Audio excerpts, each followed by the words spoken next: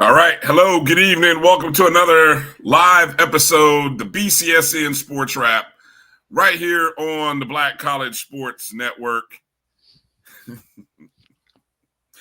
It's basketball season. Yes, sirree. Drew, you ready? Me and about and a majority of the HBCU fan bases, because football did not go so well. Yeah, exactly. Hey, Blue Jacket said AD is focused on Morehouse basketball. You're right. That's what time it is, baby. It's time for Morehouse basketball.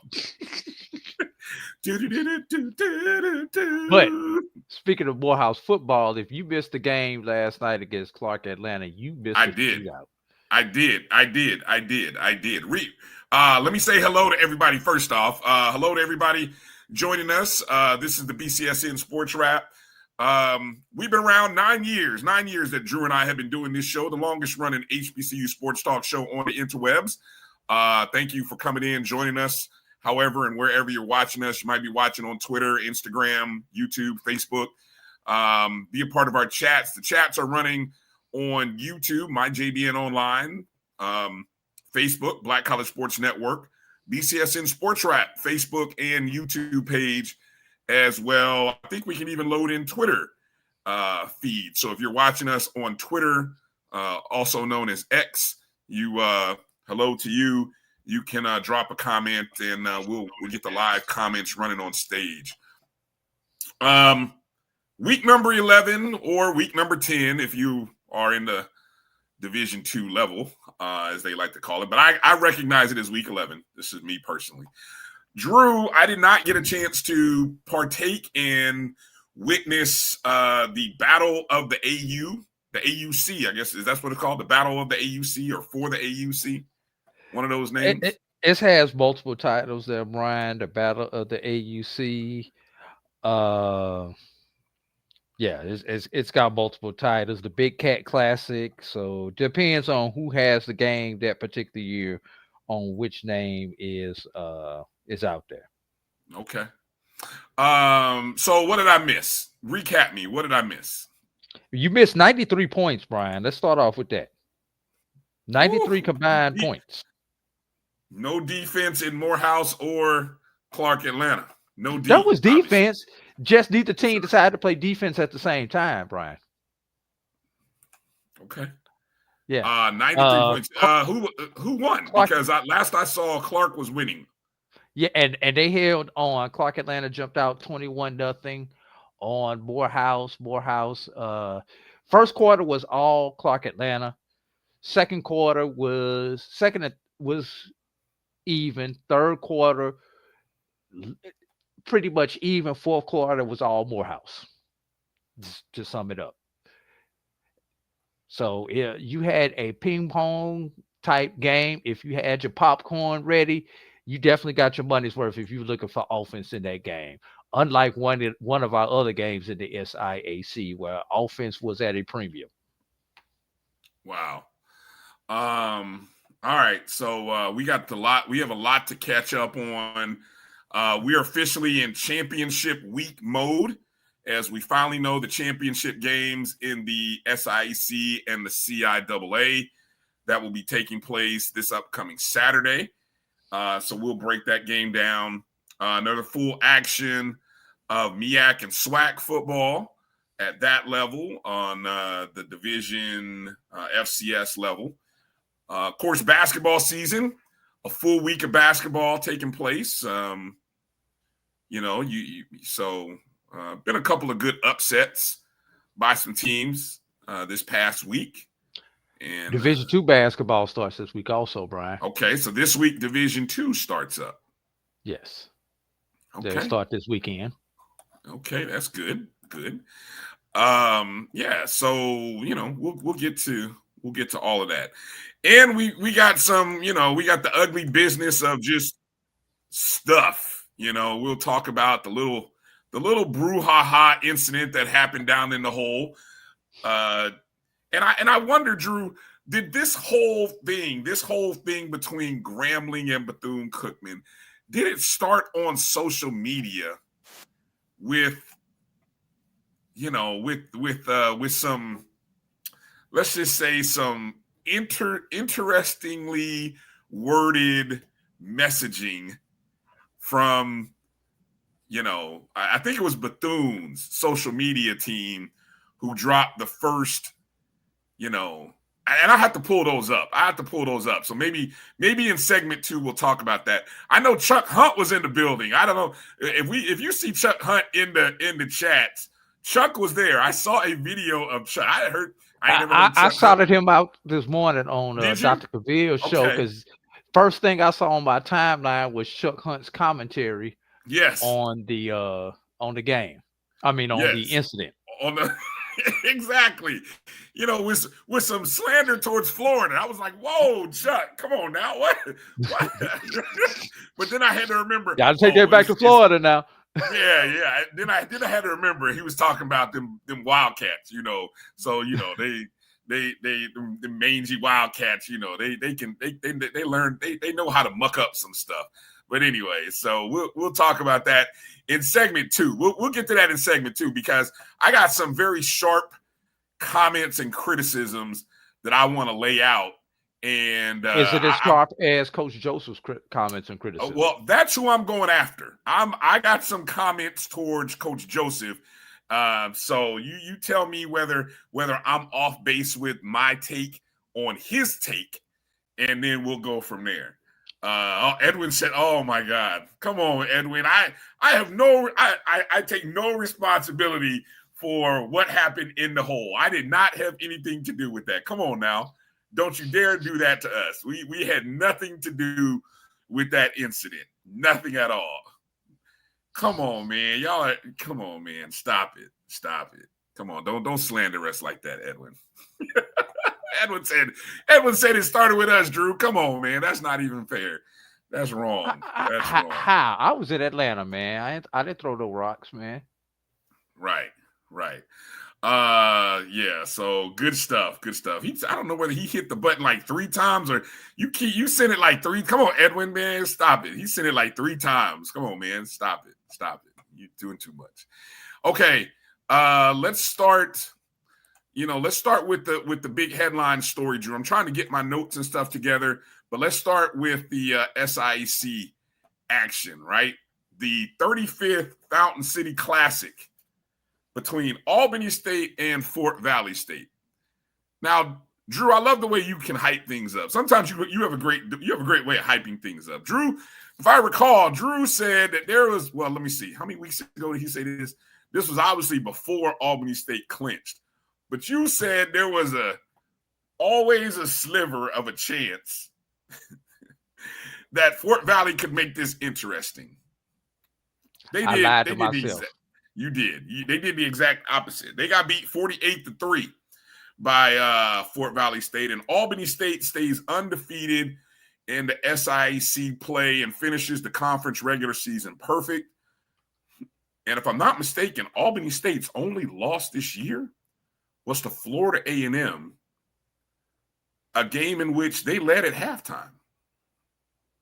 And, I've got, I know some people who, they swear up and down that was a game that Albany State could have won. And then there's another group that might say they should have won. But anyway, Albany State The Golden Rams, they lead the Fountain City Classic Series 27-8. The all-time series between Albany State and Fort Valley State is actually tied 42-4.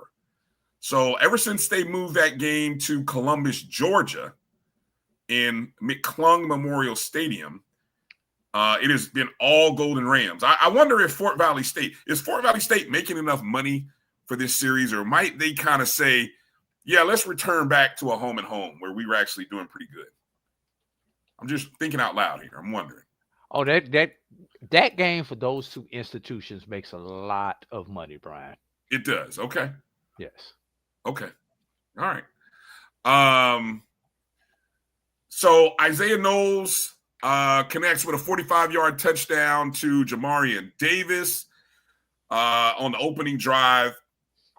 And then it just kind of snowballs from there. Fort Valley State's only points came on a 45-yard field goal after that in the second quarter.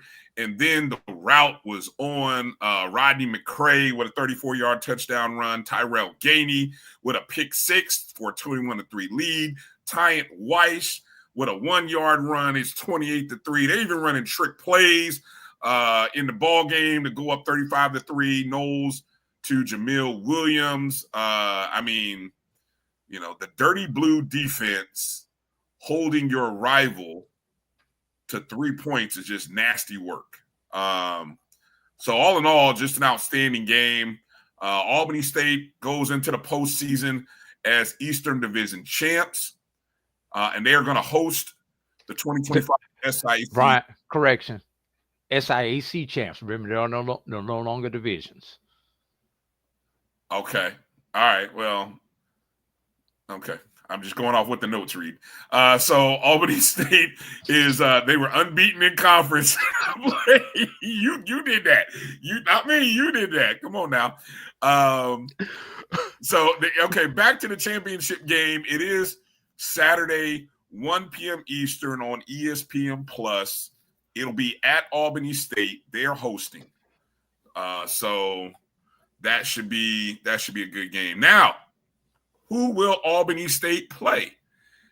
Drew broke it down last week. We kind of talked about the scenarios. There were only two options, really, and that was either Benedict or Kentucky State. And we were in the midst of the fourth tie-breaking scenarios, correct, Drew? That is correct. Fourth tie-breaking scenario. Drew mapped it all out. Essentially, if Benedict and Kentucky State won, according to Drew's metrics and the way he had done all the work, Benedict would get the tiebreaker by the thinnest of margins, right? It was a very thin margin in which they would actually be the winner of that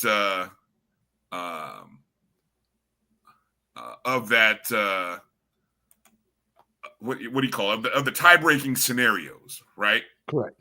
Yeah, of the tie-break scenarios. So let's start with Benedict. Okay. Now, we'll start with Benedict. Well, actually, do I want to start with Benedict? Let me start with Kentucky. Do I have Kentucky State? Let me look here. Who did Kentucky State play? Kentucky State mollywopped Lane. Okay. And that's we kind of knew going in of the teams who had the tougher contest. Both of us said it was Savannah State. Savannah State was the tougher opponent, and we weren't wrong because Kentucky State put a 55-0 on Lane on the road. I did not load that into our notes. That's all right. That's all right. Nothing to load there because we knew what was going to happen. We knew what was going to happen in that game. So what that meant was Benedict had to win to get in. If Benedict lost, they're out, and Kentucky State would go to the championship game against Albany State. So this was almost like a semifinal kind of game. And it turned out to be a defensive battle. Benedict has one of the best defenses in the SIAC. I think somewhere around 1 or 2 as one of the best. Benedict would score early. Darius Ocean would score on a 3-yard touchdown pass to Malachi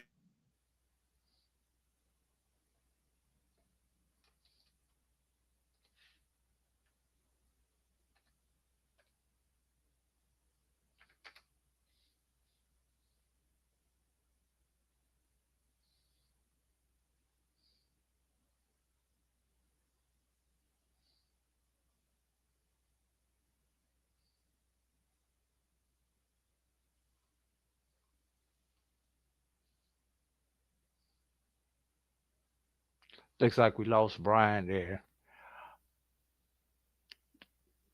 Darius Ocean would score early. Darius Ocean to Malachi Jones on a 3-yard touchdown pass for a 7-0 lead.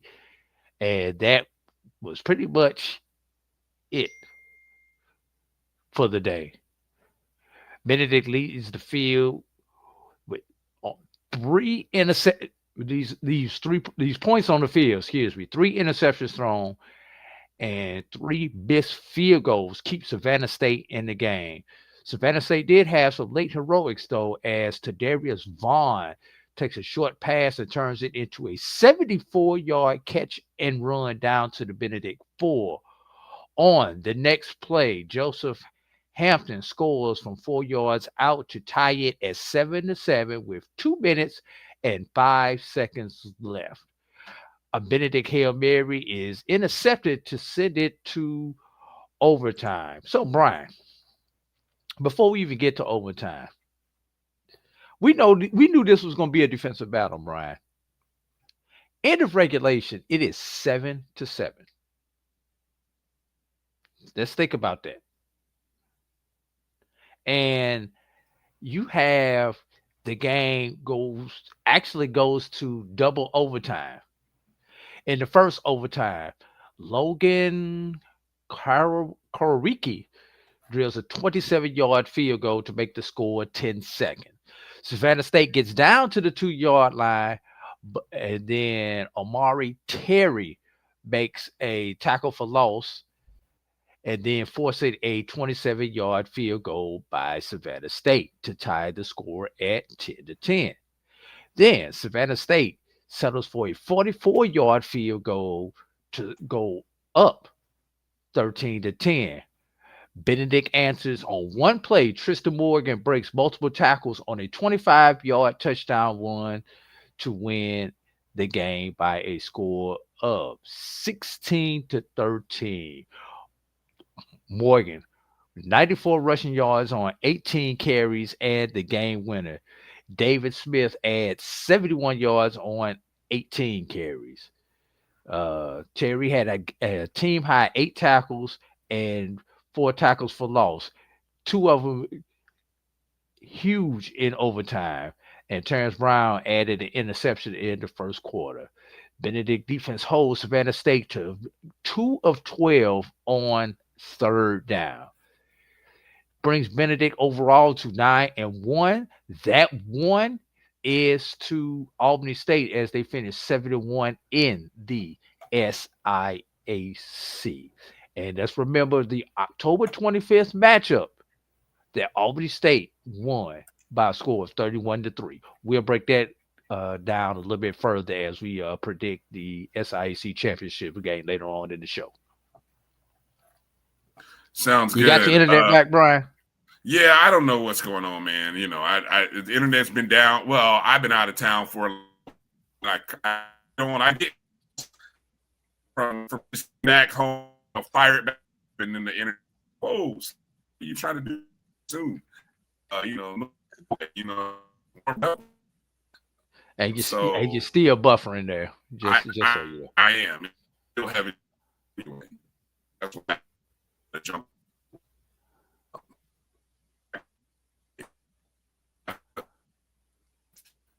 So I apologize if I'm popping in and out here. I can kind of see it on my end. I see something. Sly said that Benedict held Savannah State on 1st and goal inside the 3 2 times in that contest. Real quick, final look at the standings. And I'm going to go back to the rankings, Drew, because in essence, it's 3 teams that have a legit shot to get into the playoffs. Obviously, Albany State, Benedict, who are both 9-1, and Kentucky State, who is 8-2. And just remind everybody what their rankings were, the regional rankings, because this was, if I'm not mistaken, this past Monday was actually not the alphabetical order. This was the actual legit order of rank the first one. Is that correct? That occurred on Correct. Monday? Correct. And they were 2, 3, and 5, respectively. Okay. So Albany State 2, Benedict 3, Kentucky State 5. Now, this is what's going to be interesting about this. And this is something that I've noticed from the Division II RAC committee. They don't like rematches. So it's almost anticlimactic. In theory, Albany State could win the game against Benedict and actually wind up dropping a spot because of the rematch. Whereas a victory by Benedict would be more beneficial to them. But here's the interesting thing. You would think Benedict getting to the SIAC championship game would mean they would be the second ranked team coming out of the SIAC when it comes to the regional rankings. I beg to differ, Brian, because a loss by Benedict, 2 losses within the same year to the same team, should Kentucky State beat their Conference Carolina opponent, because Kentucky State will be taking on a Conference Carolina opponent this Saturday. I'm 90% confident Kentucky State would wind up finishing ahead of Benedict in the final regional rankings, Brian. So is there any chance that we see any of these SIC schools play each other in the playoffs? Depends on the ranking. Okay. So, but here's the thing, Brian. For Kentucky State, it is crucial for them to finish in the top 4 because of their geography. What you have to understand about the Division II playoffs is 1 through 4, you're stuck in your region. 5 through 8, you can go to a neighboring region based on geography. If you're Kentucky State, because of where you are geographically, chances are likely that you're going to be moved to Super Region 1, which has conferences such as the PSAC and the CIAA in it this year. Or you could, even worse, move to Super Region 3. You know who's in Super Region 3, Brian? No. You know all those teams that you typically see in the Final Four from the state of Missouri, out that Great Lakes Conference and those and that Mid-Missouri Conference, like Truman State and Northeast Missouri State and those schools. Right. That's the region that they're in. If you're Kentucky State, you don't want to get in that region. I'm telling you, you don't want to be in that region.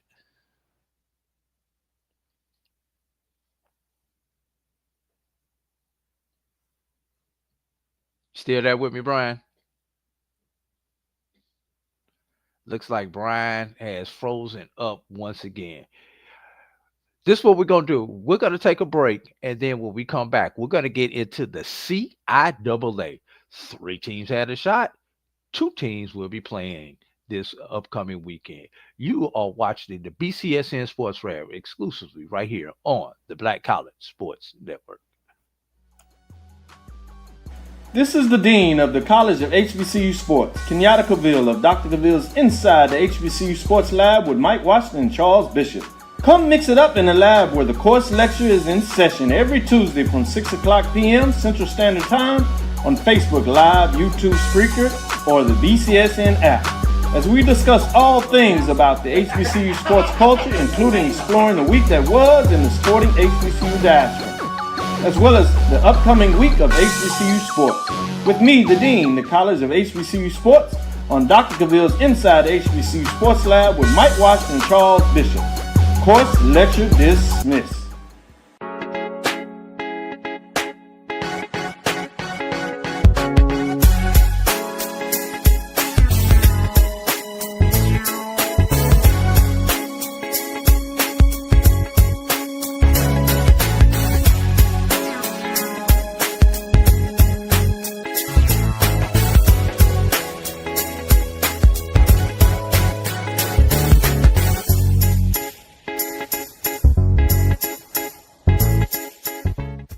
It's never too early to plant the seed, to share the tradition, and instill a sense of pride in your HBCU with your little ones.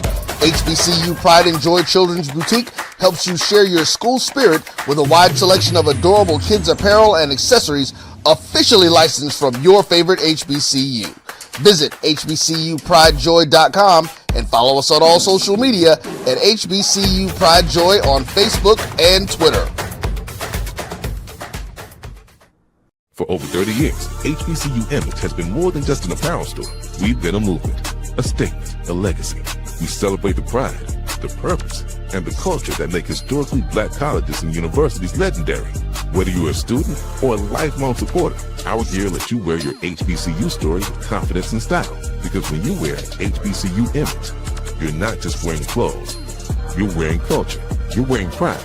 You're wearing purpose. HBCU. College football fans, the Cricket Celebration Bowl is celebrating 10 years of crowning an HBCU national champion. A champion will rise at Mercedes-Benz Stadium on December 13th as the MEAC and SWAC champions clash in Atlanta. Join us for championship football, interactive fan experiences, and iconic marching bands. It's an HBCU family reunion that you don't want to miss. See who will be crowned the next HBCU national champion. For event and ticket information, visit thecelebrationbowl.com.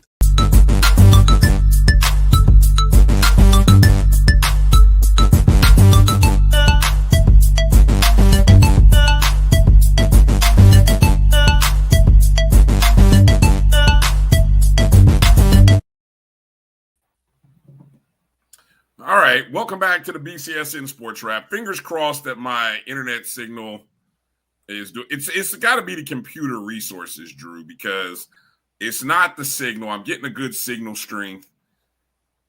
It's got to be the computer resources. But anyway, you got to shut it all down, man. Yeah, that's what I did. I just did a complete restart, and we'll see what happens. Okay, I think the one thing I was going to mention, because we finished talking about Kentucky State, and I don't know if you added in on this, but Kentucky State still has a game left on the schedule. Correct. Since they did not advance to the SIAC championship, they are playing one extra game. And it's already scheduled on their website against Shorter University. Now, I saw somebody in the chat say Shorter has like I don't even know what their record is here. They're under 500. Yeah, under 500. Now, how did this game come about? Break that down for anybody who, like myself, who doesn't necessarily know or recall how this game came about. Well, with Conference Carolinas being a new conference, they are trying to get themselves up and going.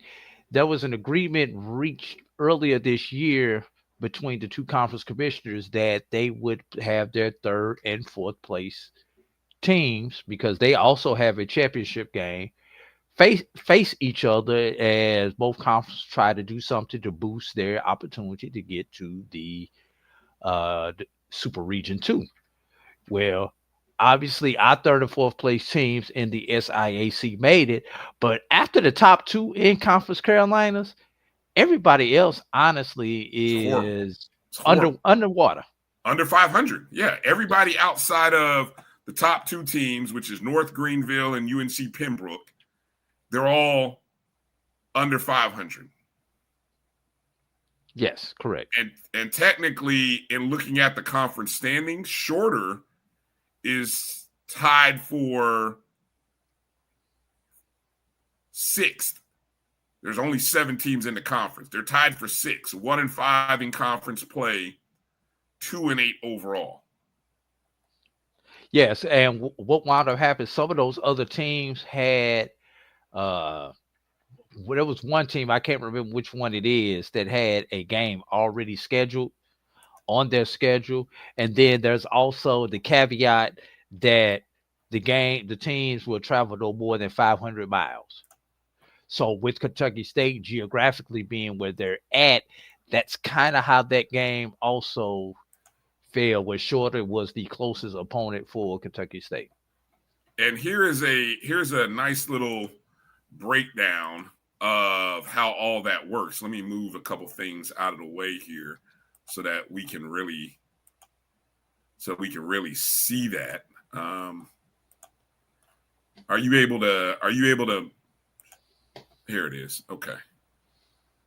For some reason I can't. Okay, there we go. Shit. Okay, there it is right there. And let me take the chat feature away there. Okay, so there's the breakdown. Obviously, the championship match, UNC Pembroke, and this is from the Conference Carolinas. So you can see Kentucky State is playing shorter. Allen is playing Erskine, and that's it. I guess they're, I don't know those other games in the Conference of Carolinas. I don't know what those are. They may have already had those games already scheduled. Okay. So I was taking a look at the standings for a quick second. In the conference, just to kind of see what is the standings, and pretty much everybody in the SIAC is 5-5 after team sitting at 5.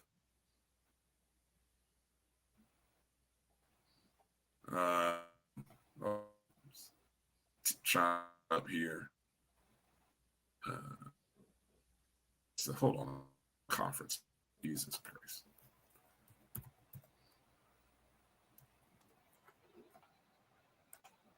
All right. Let me see. I think I have it now here, Drew.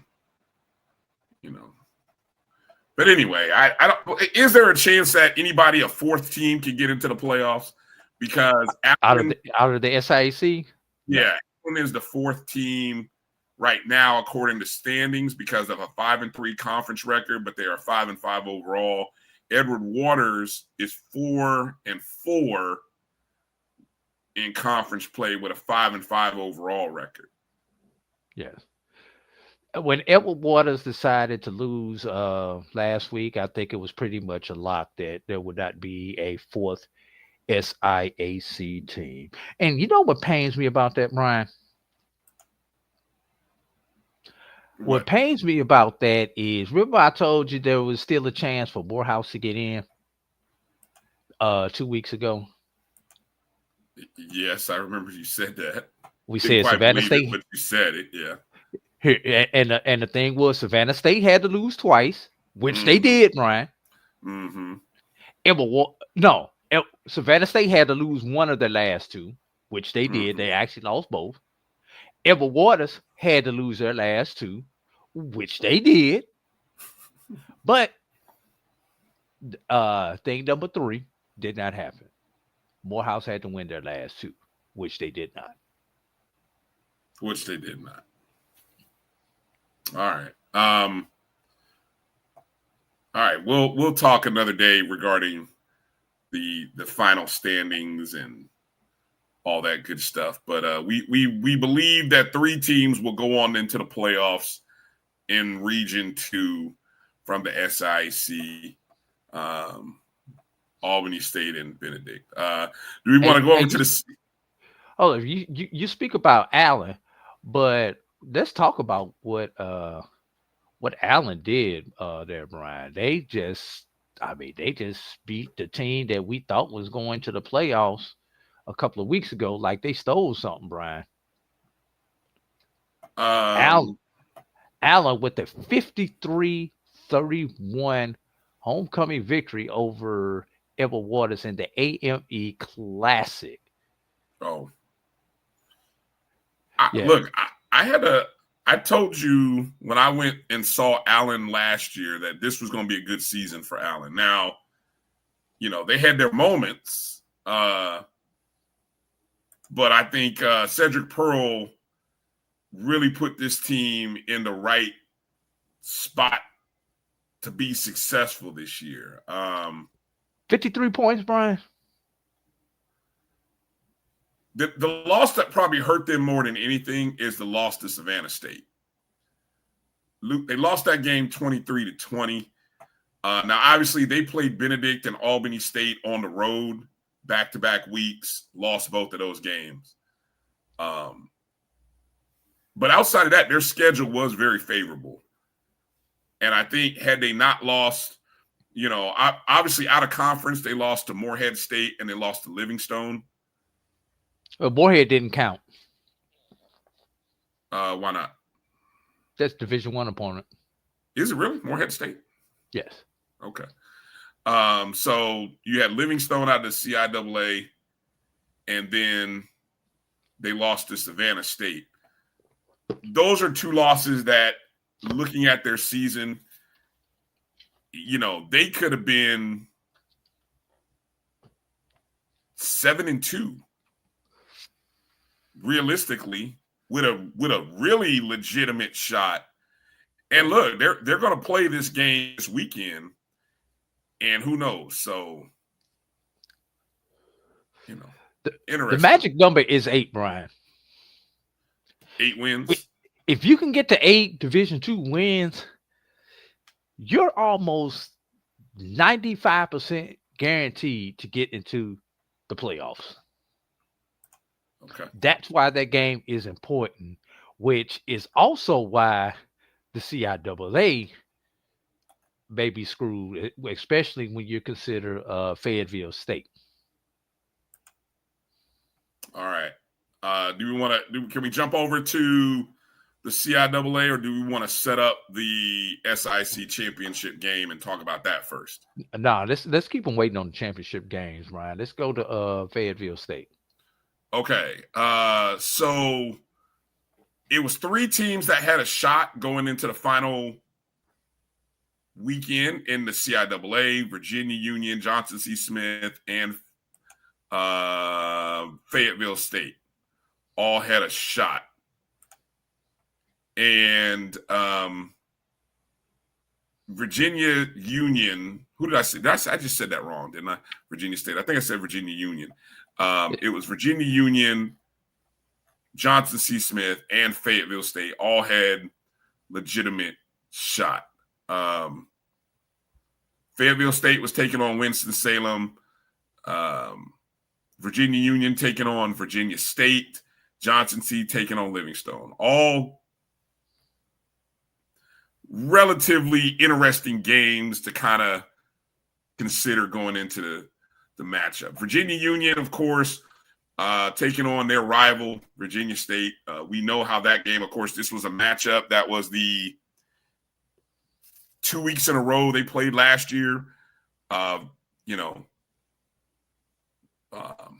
Virginia State, I think, won the regular season contest.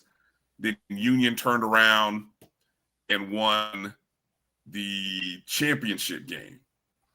Well, this time Union would make sure there would be no mistakes about who the best team in the CIAA is. They finished the regular season unbeaten, 7-0 in conference play, 9-1 overall. Who was Virginia Union's only loss, Drew? Edward Waters. Right. 14-3 was the final score of Virginia Union over Virginia State. 15,165 in attendance at Hovey Field. That's more than what we've seen at a few Division I programs this week. Shout out to the folks in Richmond and Petersburg who traveled up to Richmond. Just the whole Virginia State, Virginia Union rivalry itself. 15,165 is pretty doggone impressive for Division II, right? You think? Yeah, that's impressive for somebody Division I is also, Brian. Well, yeah, you're right. You're right. Put some respect on it. Of course, the big story coming in was what would Curtis Allen do as it relates to the record. And Curtis Allen would rack up 151 yards on 26 carries and have 2 touchdowns, the 2 touchdowns that made the difference in the second quarter. That's the only stat you need to know in this contest because Virginia's defense literally shut down Virginia State. And if I'm not mistaken, I was looking at a tweet from my guy, Chris Ferguson. I believe that put Allen, hold on, let me go find it here. Let me get the total numbers here. 2,098. 2,098. Hold on, let me pull it up. I think that was a record, if I'm not mistaken. Yes, that is the record, Brian. So he's the new record holder. Yeah, boy, I feel bad for Jada Byers. Hold on, let me read it here. I'm looking at it here. So Curtis Allen, with the 151 and 2 touchdown, became the program's single season rushing record holder in just 1 year. Was it just 1 year that Jada Byers had it? 1 year. Nasty work, man. Nasty work, Curtis Allen. We've been talking about that man for the last 3 years. He sets the record, and he's soon forgotten. Hey, well, we can't say that, but records are meant to be broken, but damn, not that fast. All right, that was quick, man. That was quick. He did quick work of that. Allen wasn't on the depth chart behind Jada Byers last year. Allen was a transfer. Is that correct? Am I right on that? That's a good question there, Brian. I think. I see Steve. I see WSSU Ram Nation in the chat. What's the background on? Now the question is, okay. Blue Jacket says Curtis Allen did it in 10 games, Byers in 14. So yeah, that talk about even a nastier record. The fact that he did it in that. Can we just stop right there, Brian, and put this in perspective? Please. If Virginia Union goes on the run, this brother could rack up damn near 3,000 yards, bro. 3K on the ground. 3K. Wow. That's pretty impressive. One step further, Brian. How many teams don't have 2,000 yards as a team? I don't know, but he was okay. Thank you, Blue Jacket. He was the backup. He was a hell of a backup last. So he was sitting around watching Jada Byers run records the last season, maybe even the last 2 seasons, and then he gets his role. Hey, I don't know, man. Is anybody talking about Dr. Alvin Parker for all these? As y'all are speculating out there about open jobs, is anybody throwing Dr. Alvin Parker's name out there? I'm just asking. I'm just asking because I don't. If you're not, something's wrong with y'all. If you're not putting his name into the discussion, as you all are out there speculating about who's the next here and there, you got to mention Dr. Alvin Parker's name. He's very happy, I'm sure, at Virginia Union. His alma mater. His alma mater. I'm not politicking for a job for the man. I'm just saying, put some respect on his name in the job search that you all are out there wishing that your school will have. I'm just saying. So, so Virginia Union clinches their spot, the number 1 seed. The more interesting story, Drew. Well, okay, let's go to Fayetteville State. Fayetteville State coming into the contest. What was their standing coming in? Were they 3? They were 3. They needed Johnson C. to lose because of the head-to-head. So Fayetteville State's taking on Winston-Salem State. Sorry, 31. 31-12. Oh, he's not sorry. He's not sorry. I'll tell you why he's not sorry, because based on the news that just came out. Fayetteville State 31-26 over Winston-Salem State. This is just 1 week after losing to Johnson C. Smith in a close ball game late in the 4th quarter. Fayetteville State finishes their season 6-4 overall, 6-1 in conference play. That one loss coming to Johnson C. Smith. Now they beat Winston-Salem State, who drops to 4-6, 3-5.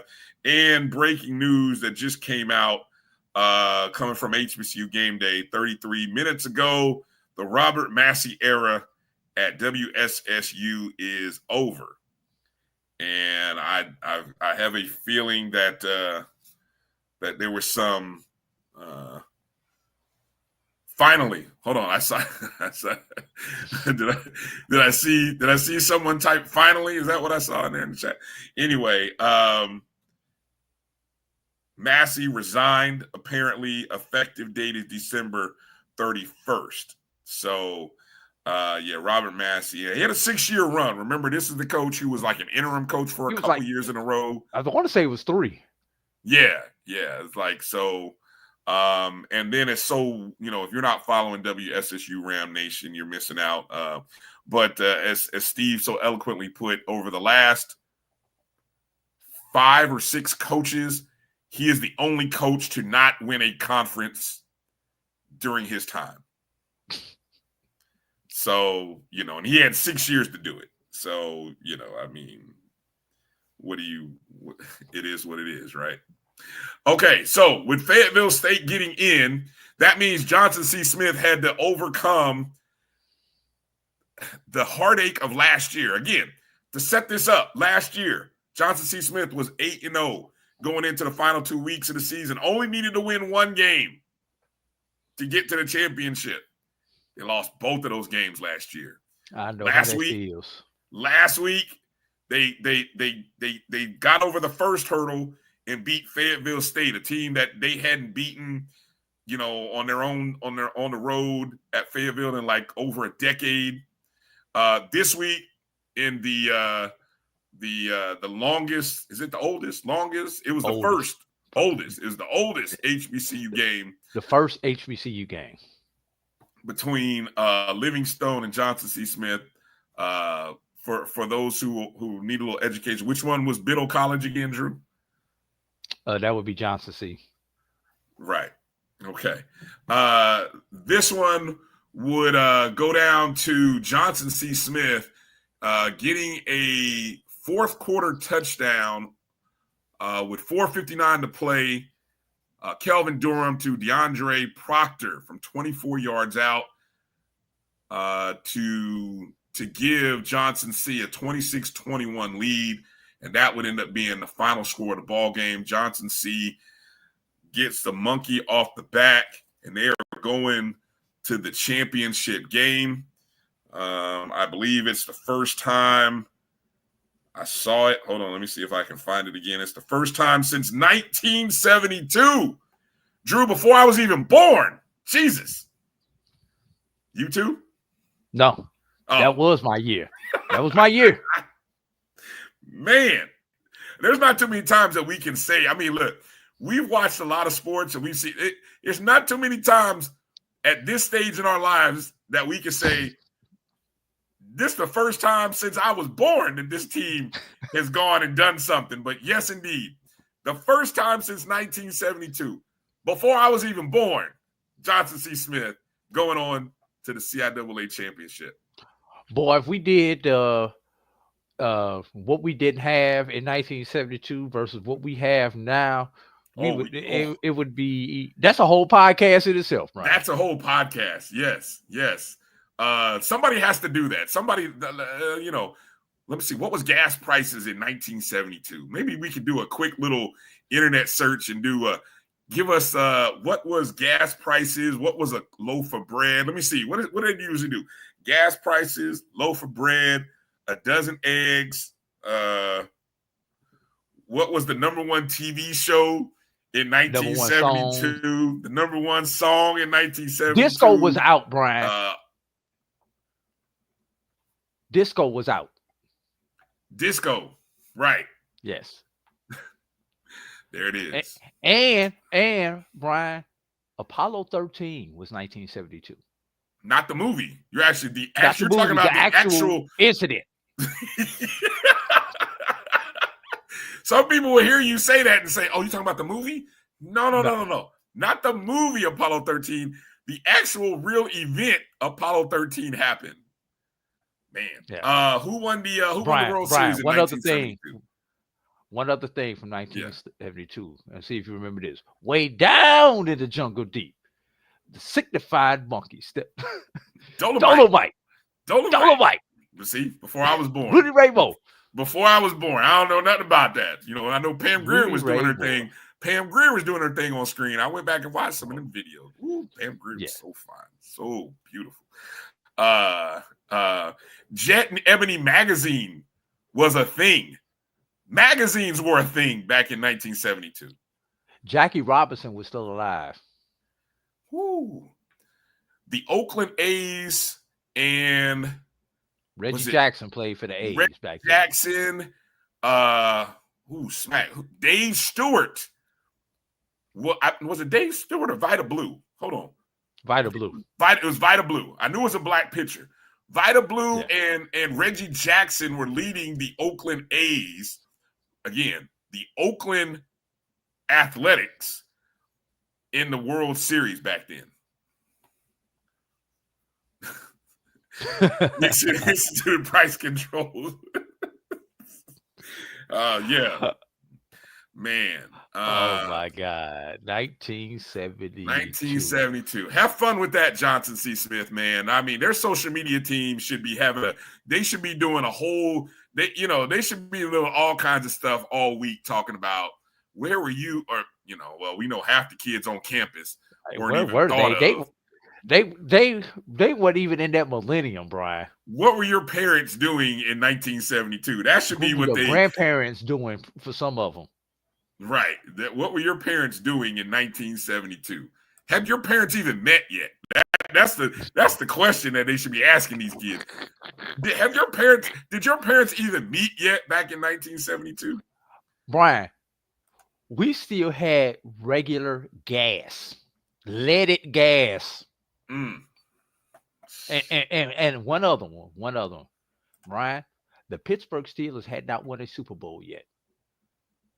Oh, that's right. Yeah, you're right. Hadn't won one yet. Wow. Congratulations, Johnson C. Smith. So it'll be Johnson C. Smith and Virginia Union in the CIAA championship game, which I believe is set for the 55th annual CIAA football championship will be in Durham, North Carolina. Game time. I'm looking here. I'm looking. I don't see the game time on the website. What time is the game? What is it being shown on? I'm sure it's on TV or streaming or something, right? It's 3:00, and I do not have where it's going to be shown at, but it is at 3:00 on Saturday, 3:05 to be exact. So with a 3:05 start, it's going to be on somebody's network. I wouldn't be surprised if it's HBCU Go or something like that. Probably. And Brian, there's a backstory to this comment right here. But Jay, I got you, but you got to run the brother next time. That's all I'm gonna say. Yeah. Shame when you having all these fall weddings. Shame. No fall. Don't get married during football season. You know better than that, man. But he probably wasn't into this. He wasn't into the athletics on this level yet. So I'm gonna give him a pass on it. I bet you he made a sacrifice. He made a sacrifice. His wife wanted a fall wedding, and he was like, I know it's the fall, and this is probably the one time, Hey, that's a good one. The Milwaukee Bucks had Lou Alcindor. How many of y'all know who Lou Alcindor became? Right? How many of y'all even know who Oscar Robertson is? And it is Emmett. It's Robert's son, not Robert. Robert, yes. Robert, Robertson. Come on, Oscar Robertson. He wasn't related to Jackie Robinson. Just saying. The Big O. Yeah, the Big O, Mr. Triple Double. Before Russell Westbrook started stat padding, he was the Big O was legitimately getting triple doubles, unheard of at that time, right? Yeah. So, shut out. Okay. Do you want to take can we take a short break for a second? I want to load up a couple things and then talk about a quick run through in the SWAC and MEAC. Yeah. All right. Then we get to these championship games. Gotcha. Okay. Let's take a short break. You're watching the BCSN SportsWrap right here on the Black College Sports Network. Drew and I will be back in just a moment. Well, if you can hit the commercial. Oh, I thought you got it. My bad. I was trying to get to it, but it took a minute. Thanks. All right. And apologize if I play the same commercial break twice, everybody.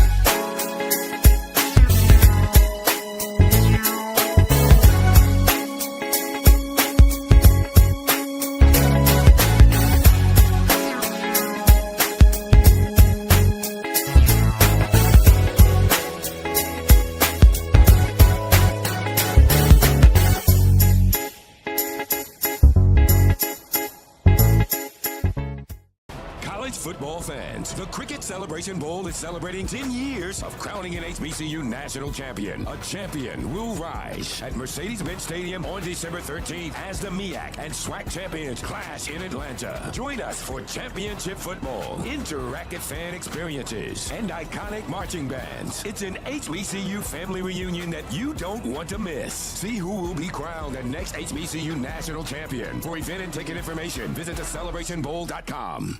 For over 30 years, HBCU Image has been more than just an apparel store. We've been a movement, a statement, a legacy. We celebrate the pride, the purpose, and the culture that make historically black colleges and universities legendary. Whether you're a student or a lifelong supporter, our gear lets you wear your HBCU story with confidence and style. Because when you wear HBCU Image, you're not just wearing clothes. You're wearing culture. You're wearing pride. You're wearing purpose. HBCU. With over 25 years of serving our communities, Destiny Financial Services, a division of Global Life, is here to help you and your family through difficult times.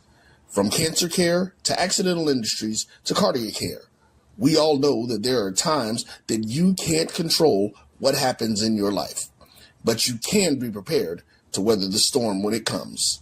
Call DFS at 877-300-8269 or visit the website at www.globelifeinsurance.com. That is 877-300-8269, or again, the website at www.globelifeinsurance.com.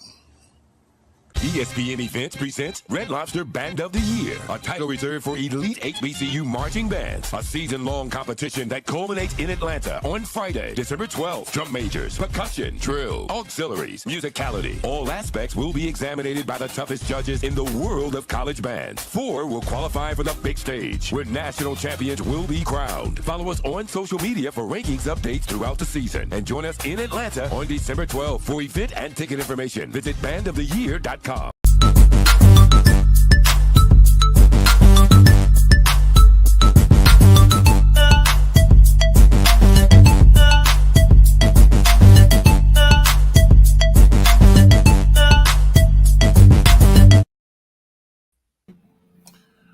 All right, welcome back to the BCSN Sports Wrap. Brian Fulford, AD Drew here, trying to catch up on a few things from the past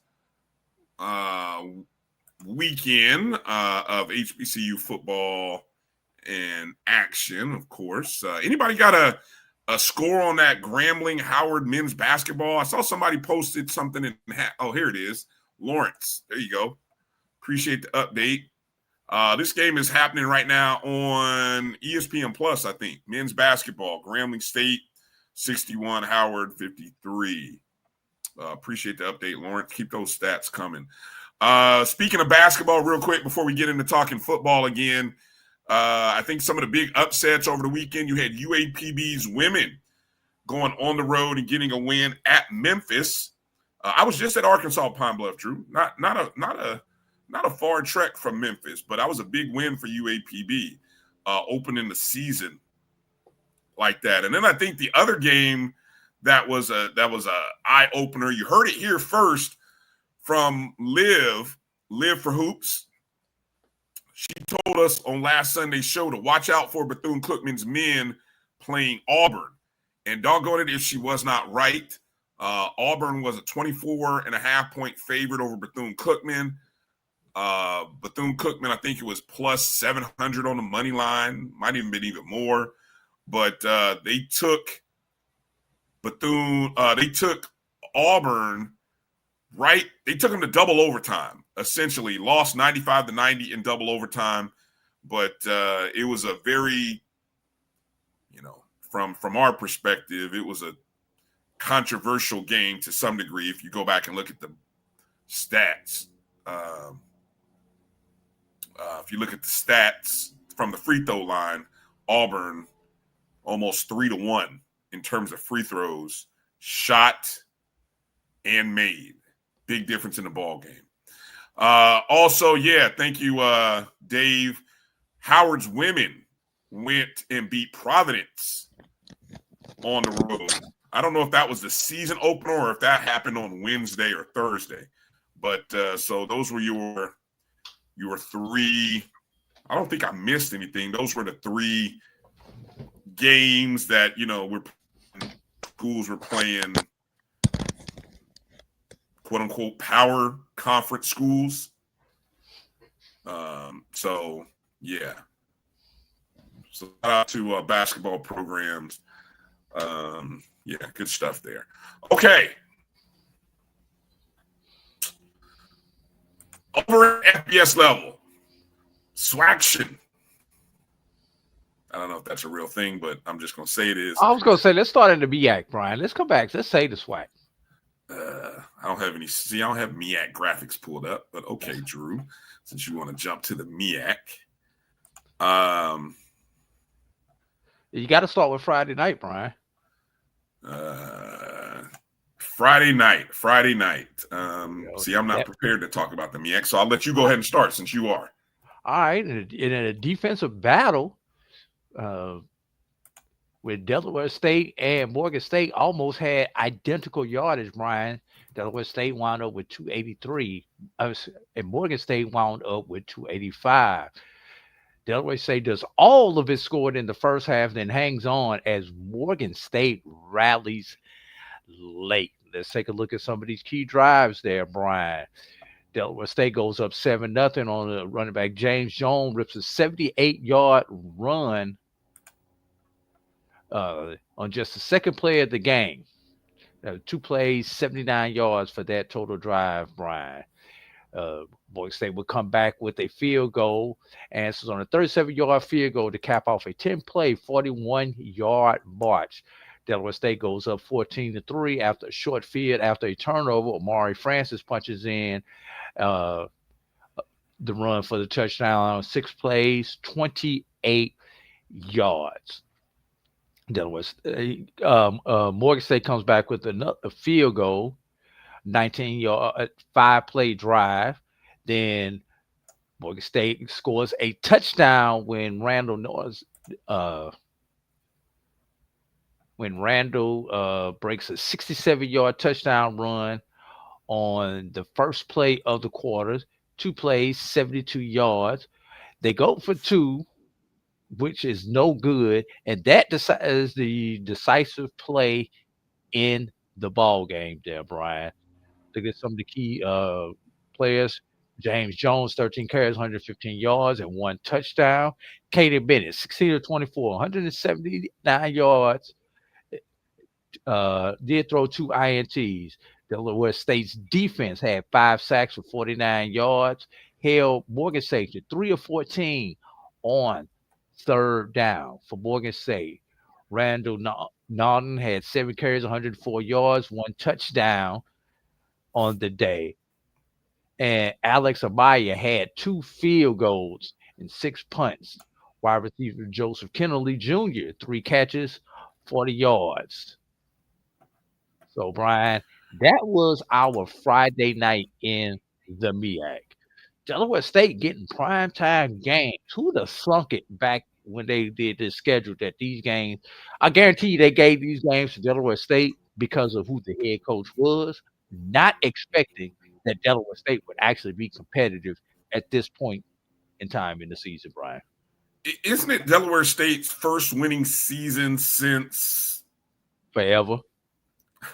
About a decade? I don't know the exact number. 72. I don't know if it was that long. I don't know if it was quite that long. I think in 19 years, if I remember, because I did look this up. I want to say it's been like 19 years since they had a winning season. 19 years. Delaware State is 7-3, 3-0 right now in conference play. Guaranteed a winning season. Guaranteed a winning season. Dave says probably 2007. Okay, I don't doubt. Okay, my math was off a little bit, but that would make sense. I mean, look, that's a generation, isn't it? I mean, there's a generation of kids who probably weren't even born in 07. None of those kids, maybe a few of those kids on that team were born 18 years. Yeah, so that's practically a generation. But I got to point something out here. Now, I'm going to take this over to the losing side. You know, the more interesting story is always in the losing locker room. Morgan State loses that game 14-12. Now, I'm sitting at a bar watching this game in Little Rock, Arkansas, right? And then don't ask me why I didn't just sit in my room and watch it. I just had to go out. Had some amazing hot honey lemon pepper wings, by the way. Shout out to this place in Little Rock that I went to get them. But Morgan State had a chance to tie the game up at 14, missed a 2-point conversion. So we end up with a 14-12 game. Then they missed the field goal as time expired. Wasn't even close though, Brian. But how far away was that? How far away was that kick? It would have been a career long for the kicker. Oh, what would it have been? Okay, so it was mid 40 somehow, but it was wide right. And I think it might have been short too. Way wide right. It was way wide right. It was like, didn't even stand a chance. But it brings me to this. Morgan State is sitting at 3-7. 5 of those losses, Drew, all by one possession. And if there's anybody who has had a worst string of losing games this season, Morgan State would say, hey, hold my beer.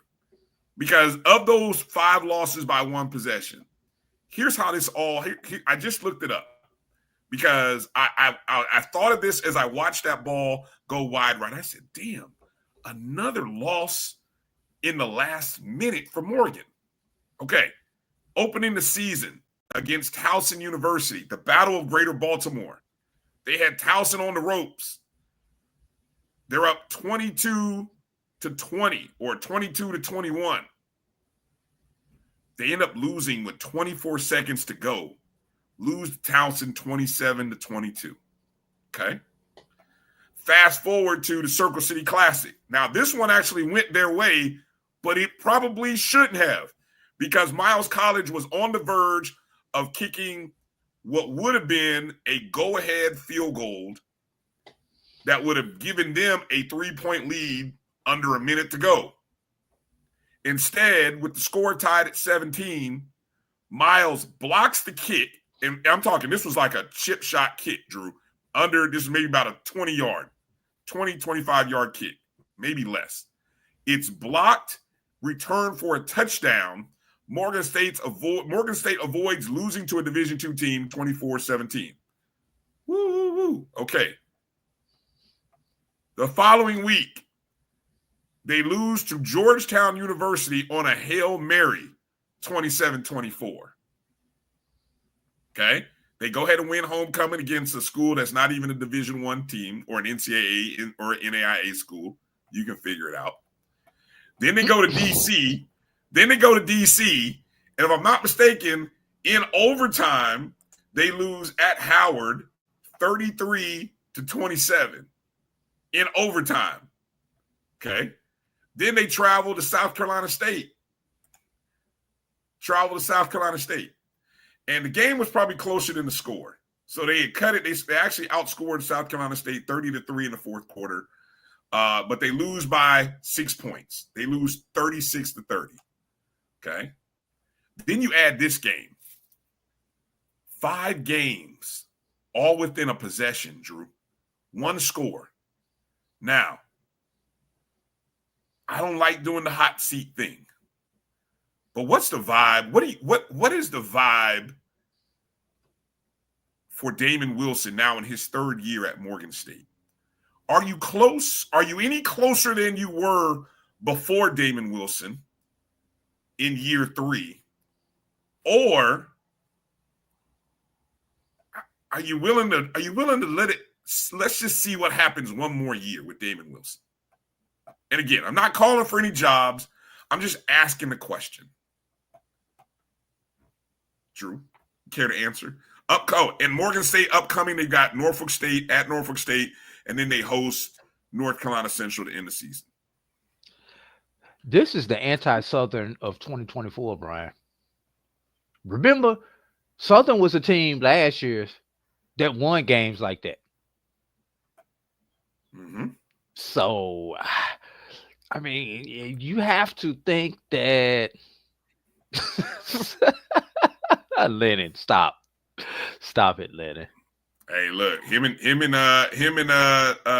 who is it? Banks called. He's got the graphic and everything. He's got Ed Reed on the sideline in Morgan State. Let me find it. I'm gonna find that. Go ahead, finish your conversation. I'm gonna see if I can. Man, there's no comeback after that, man. But anyway, I think Damon is good for one more year, though.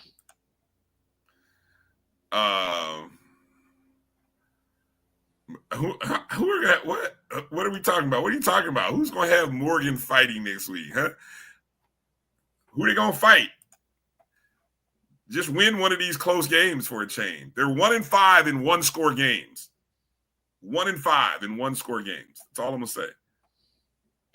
No, okay. It was Miak Mike. Thank you, Dave. Hold on, let me find the graphic because it's hilarious. I'm gonna find the graphic because he keeps throwing it out there, and I'm just like, yo, whoever keeps coming up with this photo of Ed Reed wearing Morgan State gear. Hilarious. Oh, here it is. I found it.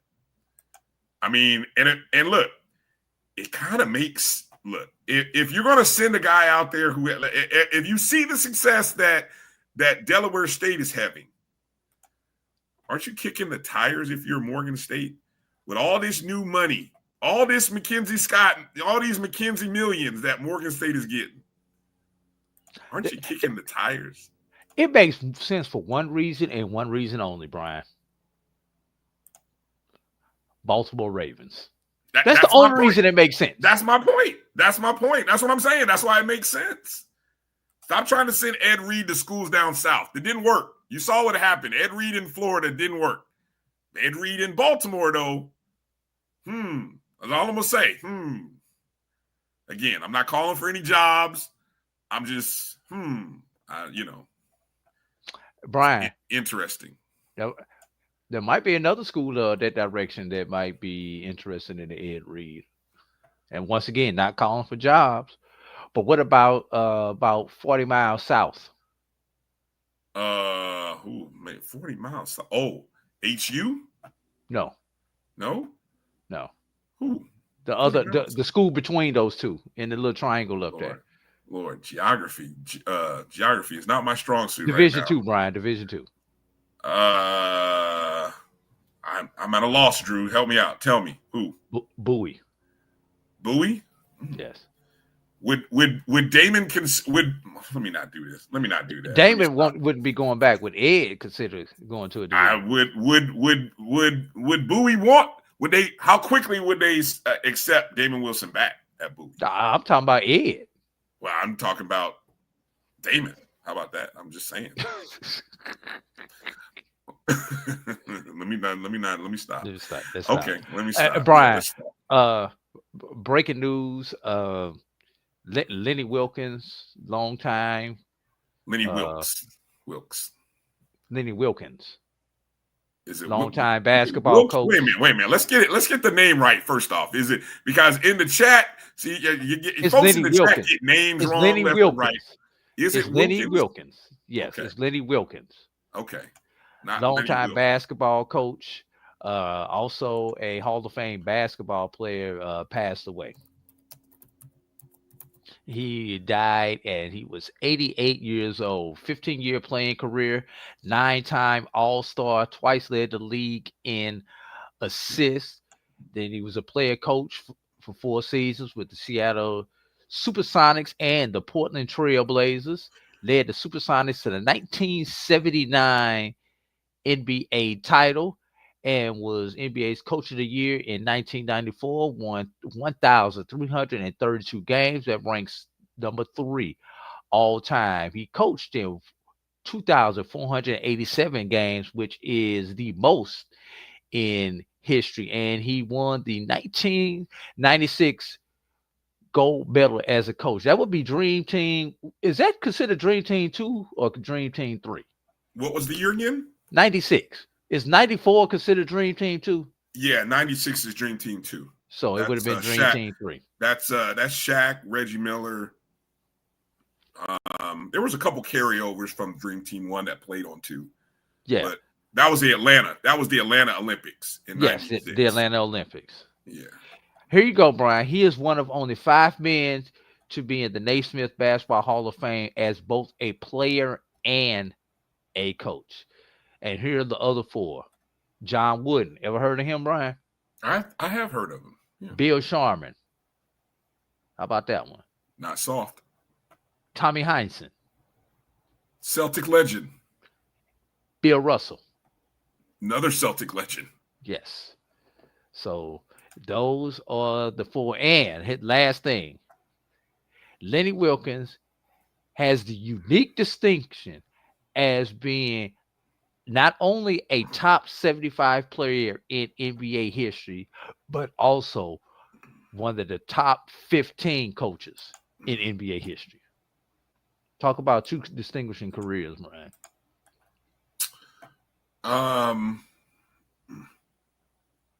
Yeah. I did you read any of the statement from Adam Silver, the commissioner? Lenny Wilkens represented the very best of the NBA as a Hall of Fame player, Hall of Fame coach, and one of the game's most respected ambassadors. There you go. Yes. I will always remember him as Seattle Supersonics coach. Right. Yeah. That's how I remember him. Seattle Supersonics. So rest in peace to Lenny Wilkens. Also on a somber note today, speaking of sports legends, I don't know if you can consider a commissioner a legend, but former commissioner Paul Tagliabue also passed away, or it was announced that he passed away at the age of 84, I believe. And all of that, while we're mentioning it and bringing it up, it brings to mind the young man from the Dallas Cowboys, who reportedly took his life this past weekend or this past week. And so due to, considerable, I guess it's believed mental health, his mental health might have been at play. And the young man had just scored a touchdown in the Sunday night game, if I'm not mistaken. So was it Sunday night or Monday night? Maybe it was it was Monday night. It was Monday night. Yes. Yeah, Monday night. Marshawn Nealand, 24 years old. So it all comes for us. Tragically, a little too young for Mr. Nealand, but Commissioner Tagliabue, Wilkens, and Coach Wilkens impacted a lot of lives, lived a great life, I'm sure, or at least that's what appears. So very sad. Prayers and condolences to all of those, and it's just a reminder every day to live life to the fullest. All right, so since we detoured, real quick mention of the rest of the MEAC games. South Carolina State 42-12 over Howard. Put a pin in Howard. They're done. Might be Larry Scott done. I didn't call, not calling for jobs, just asking the question. South Carolina State. I gotta ask. I'm asking the question, Drew. North Carolina Central got a 31. Was it 31-28 win over Norfolk State? Yes, Close. 31-28. Yeah, Back man, and that's forth, back and forth interesting matchup. score. Interesting Shootout score. with 3 lead changes in the game and big plays on both sides, Brian. Who is left on the schedule for South Carolina State? Now we know one of those is Delaware State. Who's the other one? Is it Central? Central and Delaware State both on the road, Brian. Okay, so I have been very, I'm just going to say it, unimpressed with South Carolina State to date. I don't think I have them even ranked in my top 4 when I voted for on the rankings for Dr. Cavill's top 7 rather. I think I have them floating around number 5 maybe, or 6 even. That could change after these next 2 weekends. Because I just don't know who South Carolina State is, Drew. I mean, we understand they have a great coach, but are you buying? Are we buying South Carolina State? I mean, I don't know about buying, but I think they are bipolar. Because you don't know what South Carolina State you're going to get, Brian.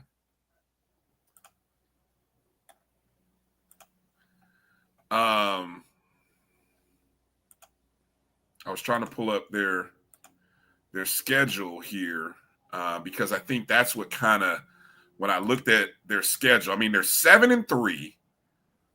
You know, they got a 1-point win over Wofford College. I mean, are we valuing that as something big? Wofford? It's a W. Okay. They got a 55-45 win over Bethune-Cookman. No fights. That win looks better now than it did then. They lost 31-24 to Charleston Southern. And they only beat North Carolina A&T 22-16. Did I say that appropriately? They only beat A&T 22-16 because, not because of anything great that A&T is doing, but because of what people have been doing to A&T. I'm sorry to say that, Dave, and our Aggie folks, but they have been getting boat raced in the CIAA. So the question is, who is South Carolina State? Are they the team that can only beat North Carolina A&T by 6 points? That lost to Charleston Southern? That gave up 41 to Bethune-Cookman? Who is South Carolina State?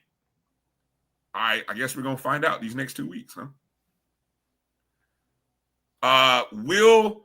Last question. Will South Carolina State versus Delaware State be the game to decide who wins the MEAC?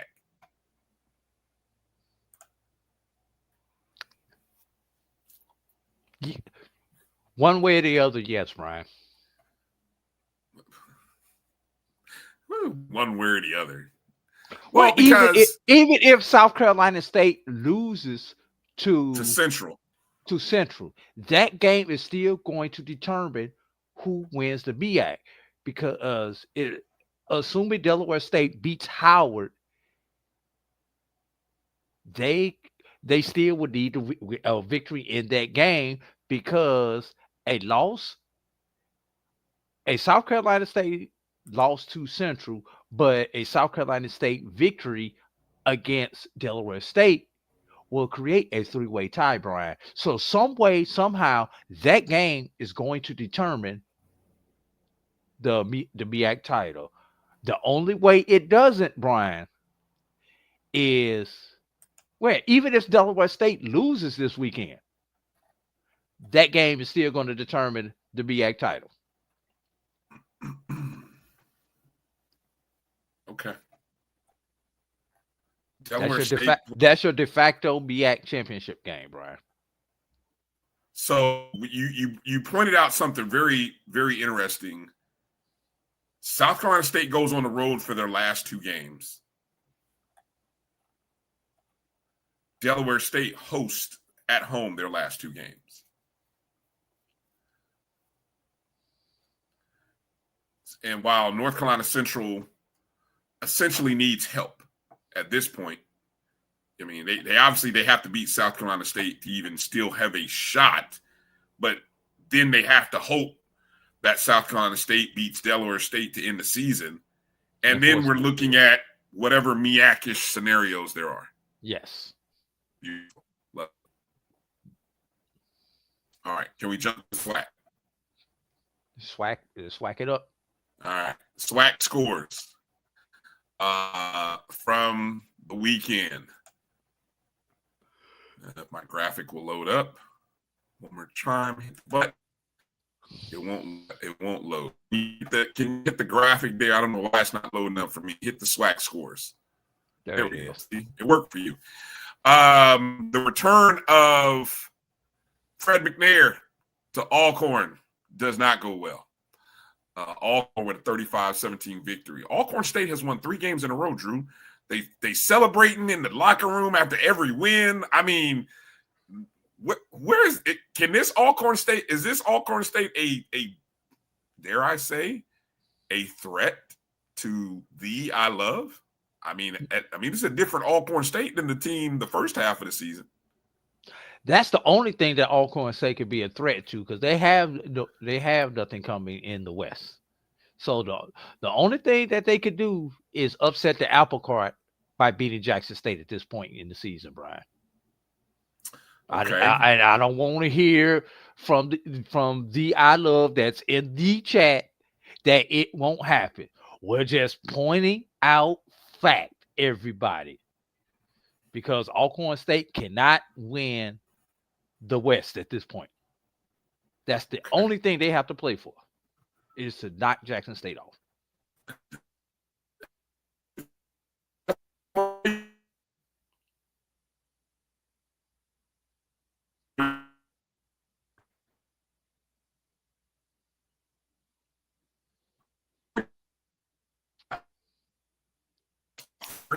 Brian, if you're talking, we can't hear you right now.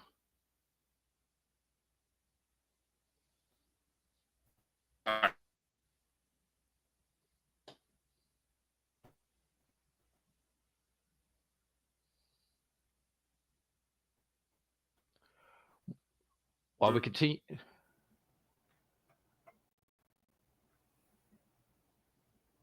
Hello, am I there? Am I there?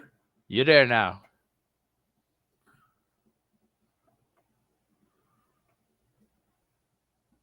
All right. Are you back, Drew? I got you. Am I back or you back is the question. Well, I mean, that's the thing. I mean, it's something on my signal, so I mean, just kind of pick it up if that happens again. Anyway, I was just going to mention. I was trying to, but you kept coming in, so. Oh, sorry. What happened to Alabama A&M? Remember when there was a couple of weeks when we were all excited about what they were doing over there? What happened to Alabama A&M? QB1, QB2, QB3, etc., and etc.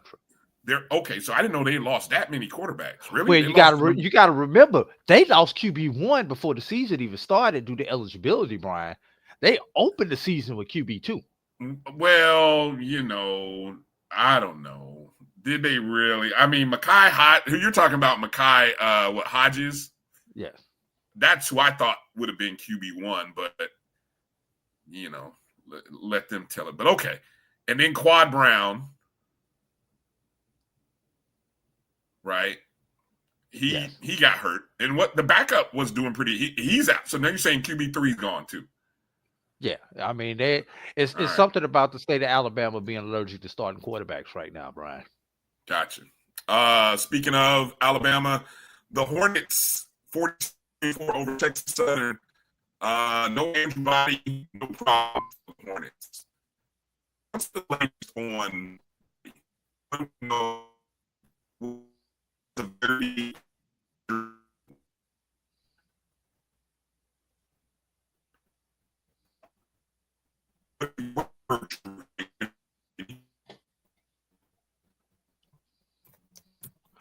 Brian, we keep losing you there. Let's do this, Brian. We're going to take a break, see if you can get your connection back, and we'll come back and talk SWAC football right after this. You are watching the BCSN SportsWrap with Brian and AD on the Black College Sports Network. This this is Brian Fulford. AD Drew and I are co-hosts of the BCSN SportsWrap. We talk about all things related to HBCU athletics. From the games, teams, coaches, and fan interest stories, we cover it all. You can find our shows on Facebook at BCSN SportsWrap, YouTube at MyJBN Online, and everywhere you listen to podcasts like Anchor, Spotify, Google, and Apple Podcasts. You can also find the show on the Jericho Broadcast Network's app. Make sure to download. We look forward to you joining the conversation and being a part of the show. The Cuvée Group is a Florida-based marketing and training consulting firm. We help businesses communicate to their target audience and engage them in conversation. We also help to expand their audiences, which will ultimately result in growth for those organizations.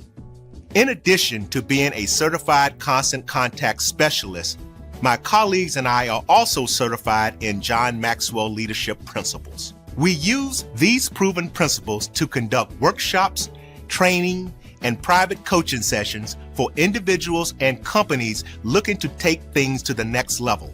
Contact us to schedule a free consultation. Issues today, don't delay, call Cuvée.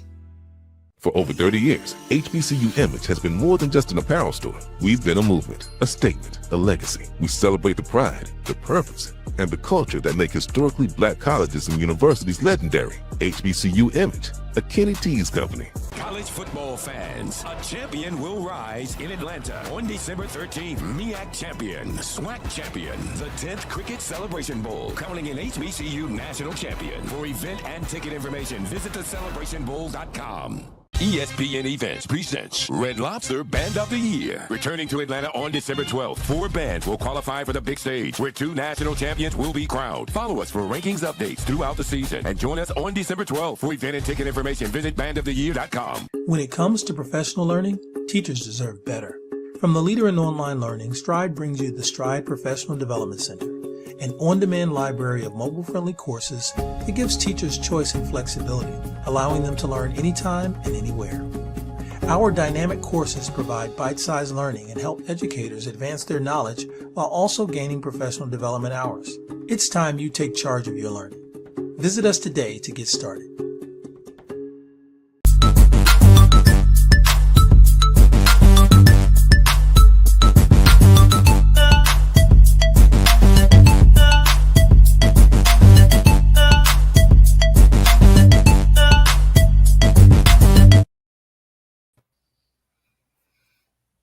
All right, welcome back to the BCSN Sports Wrap. Brian and AD here.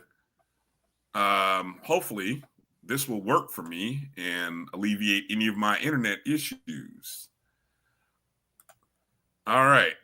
Looks like we got a final score from that Grambling State Howard basketball game. Grambling State 73, Howard 70. Shout out to Coach Crary going on the road back home in the D.C. area and getting a dub. Bet that was a good game. I bet you it was. I bet you he had plenty of black and gold there, Brian. Yeah. Yeah. I am not in Virginia, EA. I'm apparently back home, and I'll see what happens here. So we'll see what happens. I gotta find an Ethernet adapter, because apparently the Ethernet port on the laptop doesn't work. But I think there is an Ethernet to USB adapter that I may be able to use, and it's called Amazon, Brian. Of course, Drew. Thank you. Yes, I'm and the crazy part is I just put in a big time order of stuff from Amazon, which is supposed to be coming to me sometime tonight, and that was not one of the items. So I'm just saying. Get it before Wednesday's ONG Strike Zone, Brian. Yes, I will. Thank you, Drew. Thank you for your care and concern. Okay. Real quick, Sunday night football's coming up. Steelers at Chargers. Field goal kickers bonanza, Drew. Cameron Dicker, Chris Boswell, both over 1.5 field goals. That's my combined or a piece. Combined. I'm parlaying them both over 1.5 each of them. Okay. Stack it high and watch it fly, ladies and gentlemen. Tell me if you want to, and let's have a good time. There's nothing else that I enjoy that's going to be sexy about. Oh, Roy, the boss says he left an adapter in the bag. I don't know which bag you're talking about, boss. All right, anyway, we'll get back to that in a second. Okay, back to SWAC scores. Well, Israel, we did let a great coach get away, but we replaced him with a legend. So we're gonna be all right. Thank you for your concern about our coach.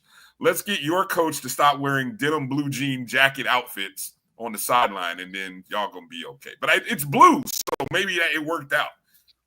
See, don't get me started. He said that, not me, y'all. That's all right. That's all right. You want to come after me, come after me. It's all good. You know where to find me. Okay, where were we? Florida A&M gets a 31-28 win over UAPB. Got to get a shout out to Lillian and all the people at the UAPB tailgate, post-game tailgate. Really enjoyed it. Hold on, where's the photo? Hold on, I meant to download the photo and then my computer went nuts. Because I'll tell you, the one thing I really enjoy, Drew, about kind of being in the SWAC environment is the SWAC love. People, regardless of your fan affiliation, we had a great time with some Jackson State folks when they came to Tallahassee. Ken Clark and some of the folks from JSU, they fellowshipped with us at the tailgate before the game, before Jackson State whooped up on us on the football field, by the way, not anywhere else, on the football field, on the football game. That's all I'll admit. But then, going to Arkansas Pine Bluff for the first time, shout out to Lillian and the people. And I wanted to download a couple of these. I thought I did already.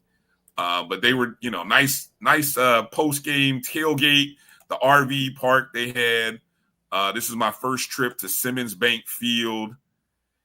And, on Friday, we actually did a walkthrough at Central High, at Little Rock Central High. Of course, that is the what? Kelvin caught what I caught. That's all I'm gonna say. What? I'll tell you offline. No.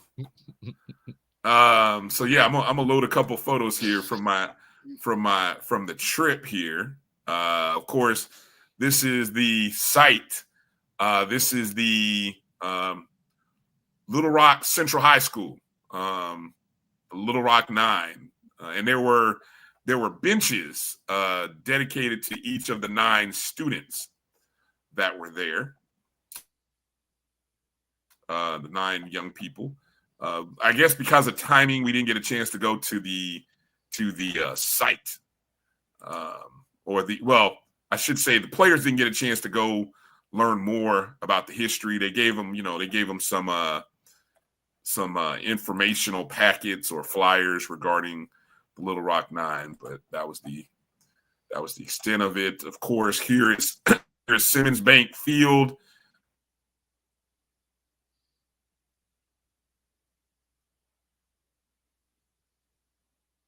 Yeah, we lose them again. I think we may have lost Brian again, as he was talking about FAMU and Arkansas Pine Bluff. Let's continue on around the SWAC. I think we left off with this game before the break. Alabama State 42, Texas Southern 24. Texas Southern actually outgained Alabama State 472 to 333. But explosive plays and special teams swung the game towards the Hornets as ASU scored 21 unanswered points in the second half.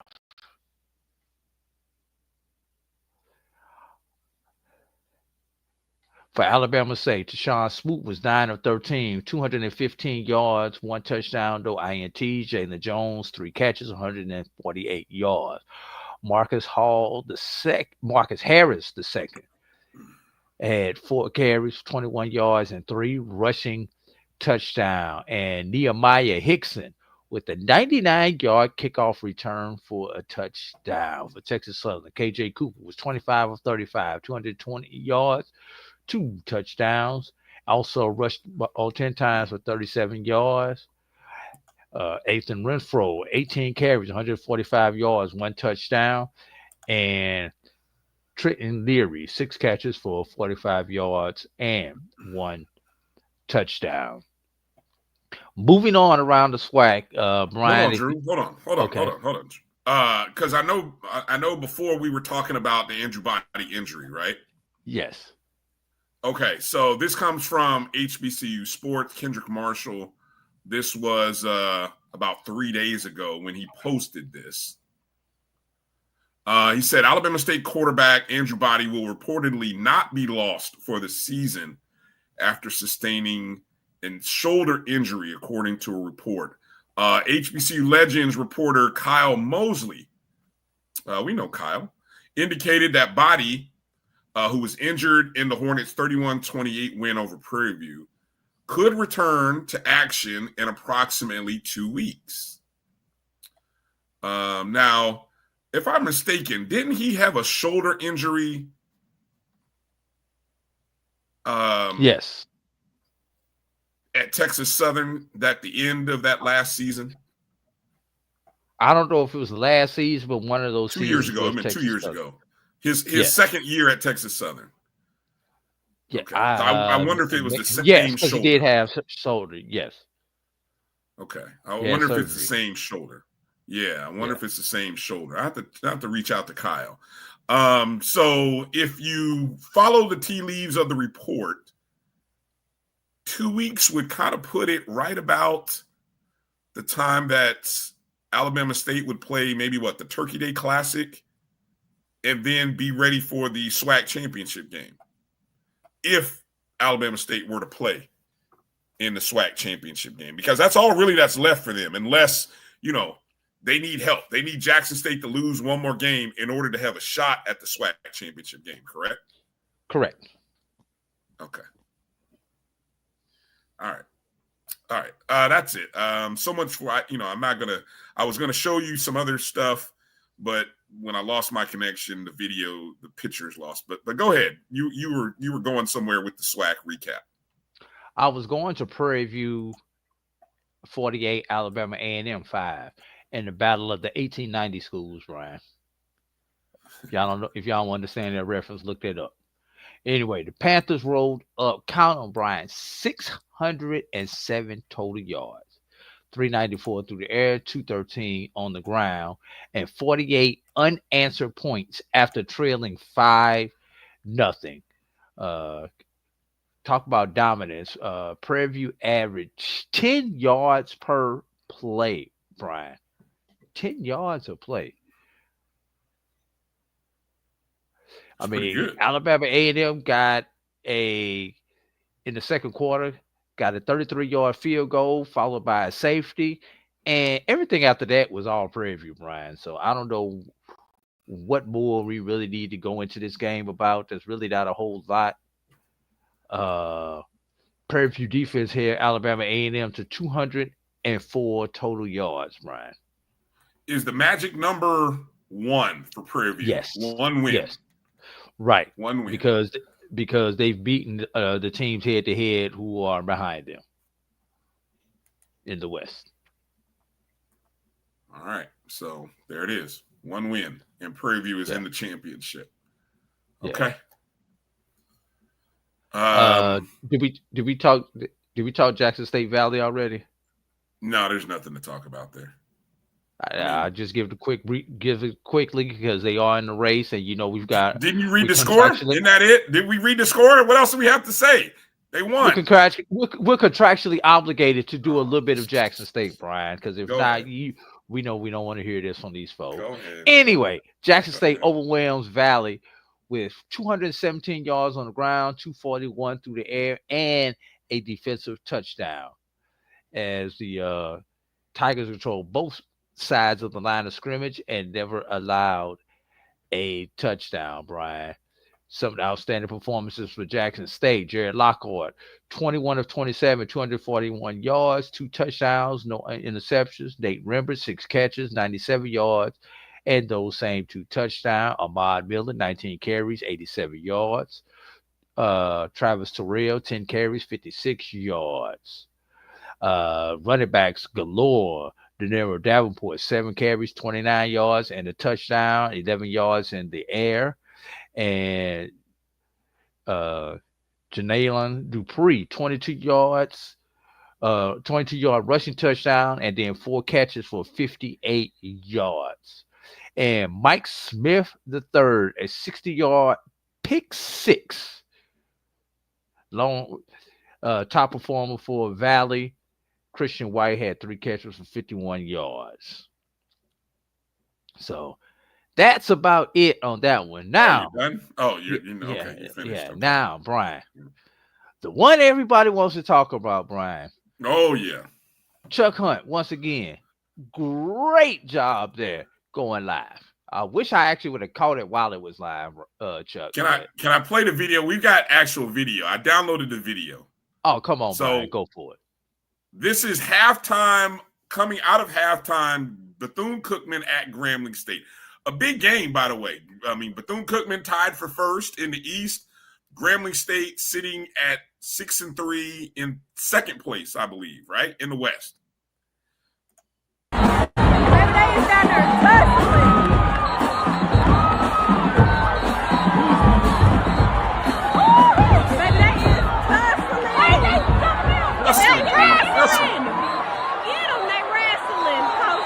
Wrestling. Great commentary. He got that helmet on.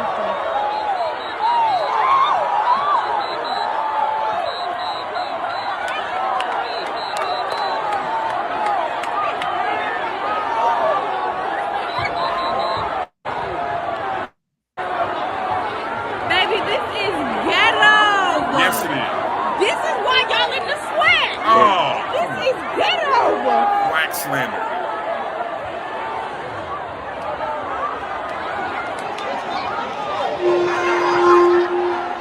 To the young lady who was recording all this. What the hell? Exactly. They go to rent a cop y'all. They down there tussling. Well, is the game over? Stop the game is halftime. They want to stop the game. Baby, you just have to quit the game. Baby, the game just gonna have to end. Oh, baby, he's still mad. It's number 33 right now. I need somebody to find this young lady. I want this young lady to come on. I want this young lady on our show next week. I have to find this young lady because we don't get this kind of, this is some excellent play-by-play commentary and coverage. Now, all jokes aside, Drew, okay, I don't know how many individuals were involved in this, but I heard that there were 9 ejections from both teams combined. That would apply toward the second half of that game and the first half of each team's next contest. At minimum, because I got a feeling after reviewing the video, there's going to be more suspensions. Even more fines. If the announcer at a halftime show can catch a $10,000 fine and a 2-game suspension, Drew, for some comments, quote unquote, maybe jokes or joking a little bit gone wrong, what level of suspension is that going to get? I'm just asking a question, Drew. Brian, while we saw what happened on the field, we've seen what the SWAC has done with comments. Where does that put Coach Mickey Joseph at with his post-game comments? Well said. Now, before I play the post-game comments from Mickey Joseph, there is only one walkway to and from this game to the field at Grambling State, right? So let's go to the comments post game from Coach Mickey Joseph, the head coach of Grambling State University. Here, you got to make sure, as a coach, support staff, that all your players come down. If you're gonna walk down there and take your time, and now it's 3 minutes and 30 seconds on the clock, and we're standing on the stairs, and you got 4 or 5 kids who's just walking down, taking their time. Listen, to at the end of the day, I'm thinking like, well, no, they know what they're doing. They taking their time, so we're trying to give them the respect. So by the time we got to go, we can't wait on 2 players, but they should never leave their players. Who leaves their players? Who leaves their players over there knowing that we got to come down? But see, that's what I'm talking about. That's the disrespect stuff. And we're not going to tolerate disrespect here at Grambling. You won't disrespect us. We're going to meet disrespect with disrespect. Because be responsible, get your kids out the locker room, make them get to the field. They came down on the field, they walked on the field. That's disrespecting the game, first of all. So that's my perspective. And I told him after the game, I said, you can't leave your kids up there. You can't leave your kids up there. So we talked. I know we're going to hear, I'm going to hear from my AD. I'll talk to my AD. He'll talk to his AD. And, I told him, I said, if they fine us, then you know what? Where'd you pay?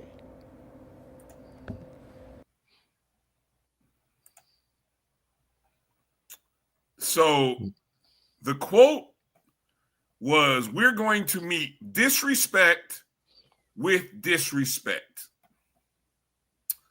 Now, Drew, as a leader of young men, a leader of young black men,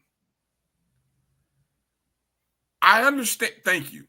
I understand what bothered Coach Mickey Joseph about everything, but that was the wrong thing to say, Coach. Because how many times have we seen young black men shoot each other over disrespect, meeting disrespect with disrespect? Oh, he stepped on my shoes. Oh, he bumped me in the club. He bumped me on the street. He looked at me funny. Well, we're going to meet disrespect with disrespect. Young kids in the street meet disrespect by killing each other. Over what? So when we go back to seeing the post-game video or the in-game video again, and you see some of the throws and the punches. No, I'm sorry, Coach. I'm sorry. That's the wrong thing to say. And he's like, and I don't know, he said it in a way as if, oh, I'm going to hear from my, you damn sure right you're going to hear from the AD, because if I'm the AD of Grambling State, who I have had the pleasure of meeting, help me out with the name here, Drew. Travion Scott. Travion Scott. That's the wrong message. That can't be allowed to exist and be a soundbite that plays on with this event because of what I just said. Young people probably in the state of Louisiana have died and killed each other over disrespect. And here you got the coach talking about we gonna meet disrespect with disrespect. It's a damn football game, Coach. Yeah, they took long coming on down the field, down the long hall, long walkway, and et cetera, et cetera. That's the wrong answer. Wrong answer. Let me show the statement that comes from the Grambling State president here, Drew. And before you get that, that's what I was going to say. He need to be worried about. The hell with Travion Scott. You need to be worried about Dr. LaMelle and how he feels about it. And I don't know what type of governing structure they have at Grambling State, Board of Governors, whatever it is. That's who Mickey Joseph needs to be worried about, because as educators and just leaders of young people in general, if there's ever a think it, don't say it moment, Brian, I'm sorry, I got my camera off. That is it.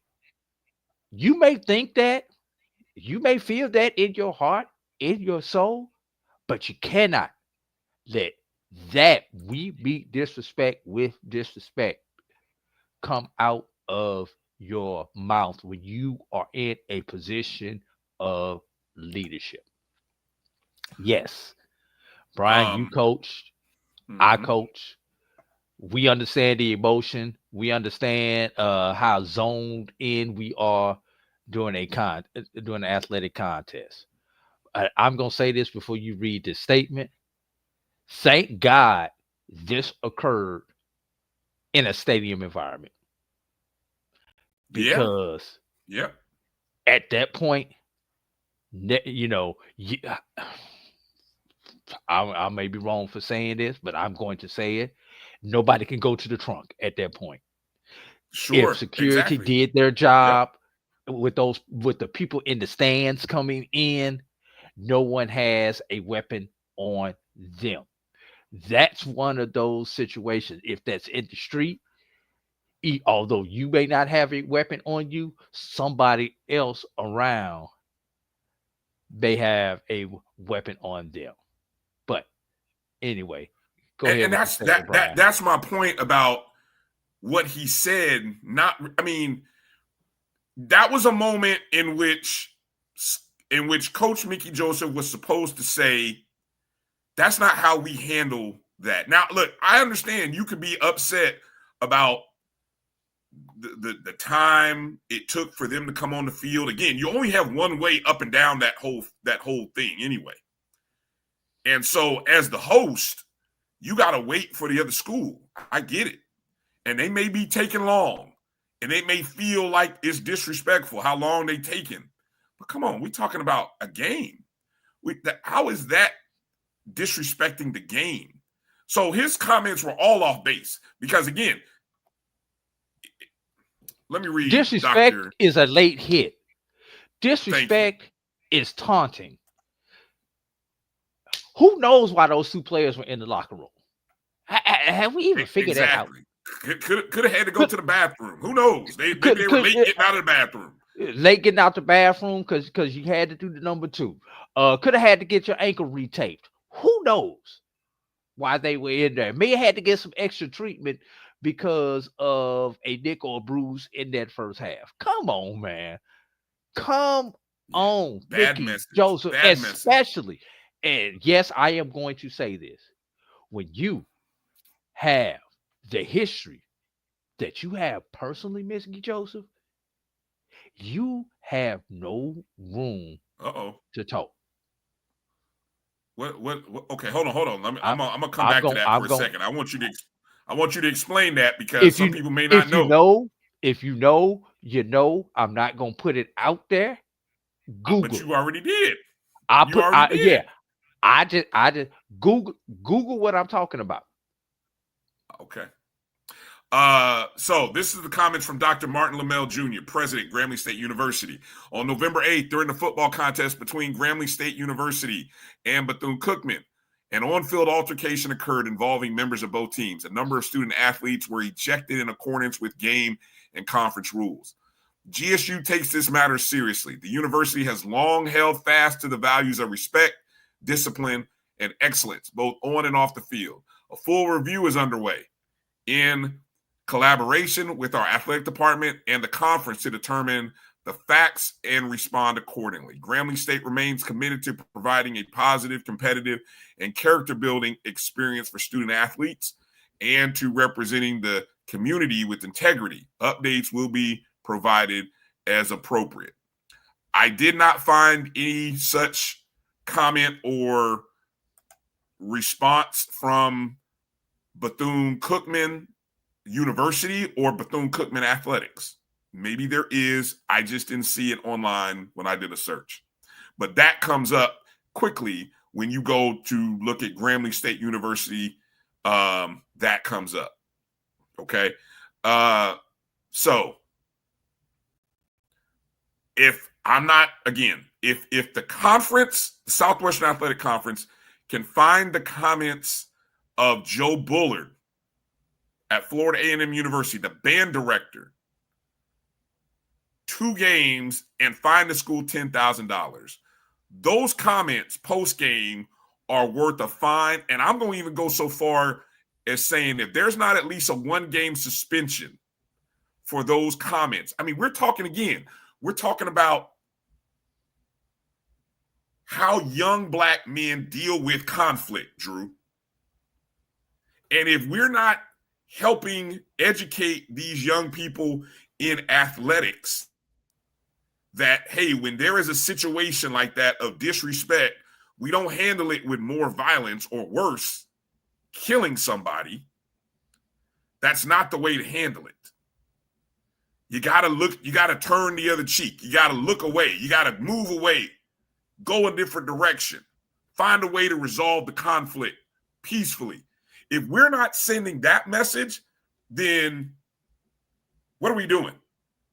So, I'm not in the commissioner's office. I'm not playing commissioner for a day. But if I was playing commissioner for a day, Drew, Mickey Joseph would catch a 1-game suspension and a hefty fine, like 25 G's. Brian, I'm sorry. The commissioner should not have to really step in at this point. And let me explain this. This is on Grambling at this point, Brian. Those comments. I agree. This is something Grambling should be handling internally. And I hope, and I love Dr. McClellan and the SWAC to death, but I hope they learn something from the FAMU incident. Give Grambling an opportunity to handle it internally first. And then if something additional is needed, then the conference should come in. I don't think the conference should come in first outside of the suspension of the players. Initially. And maybe a statement saying we are working with the school to take appropriate action against Coach Joseph for his comments. Let's see what Grambling does first, Brian. Grambling may do something more hard than the conference. Act quick on Monday. They better come out and do something on Monday because before the coach's call.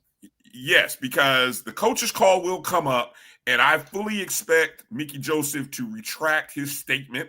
And I would say if in his opening comments, if he has not issued a retraction of his comments in his opening statement in that media call Monday, I need whoever is the first call, whoever is the first media member in that call to ask Mickey Joseph to clarify, or would he like to respond to his comments about meeting disrespect with disrespect, giving the amount of black on black youth violence that occurs not only in the state of Louisiana, but in the South and in this country.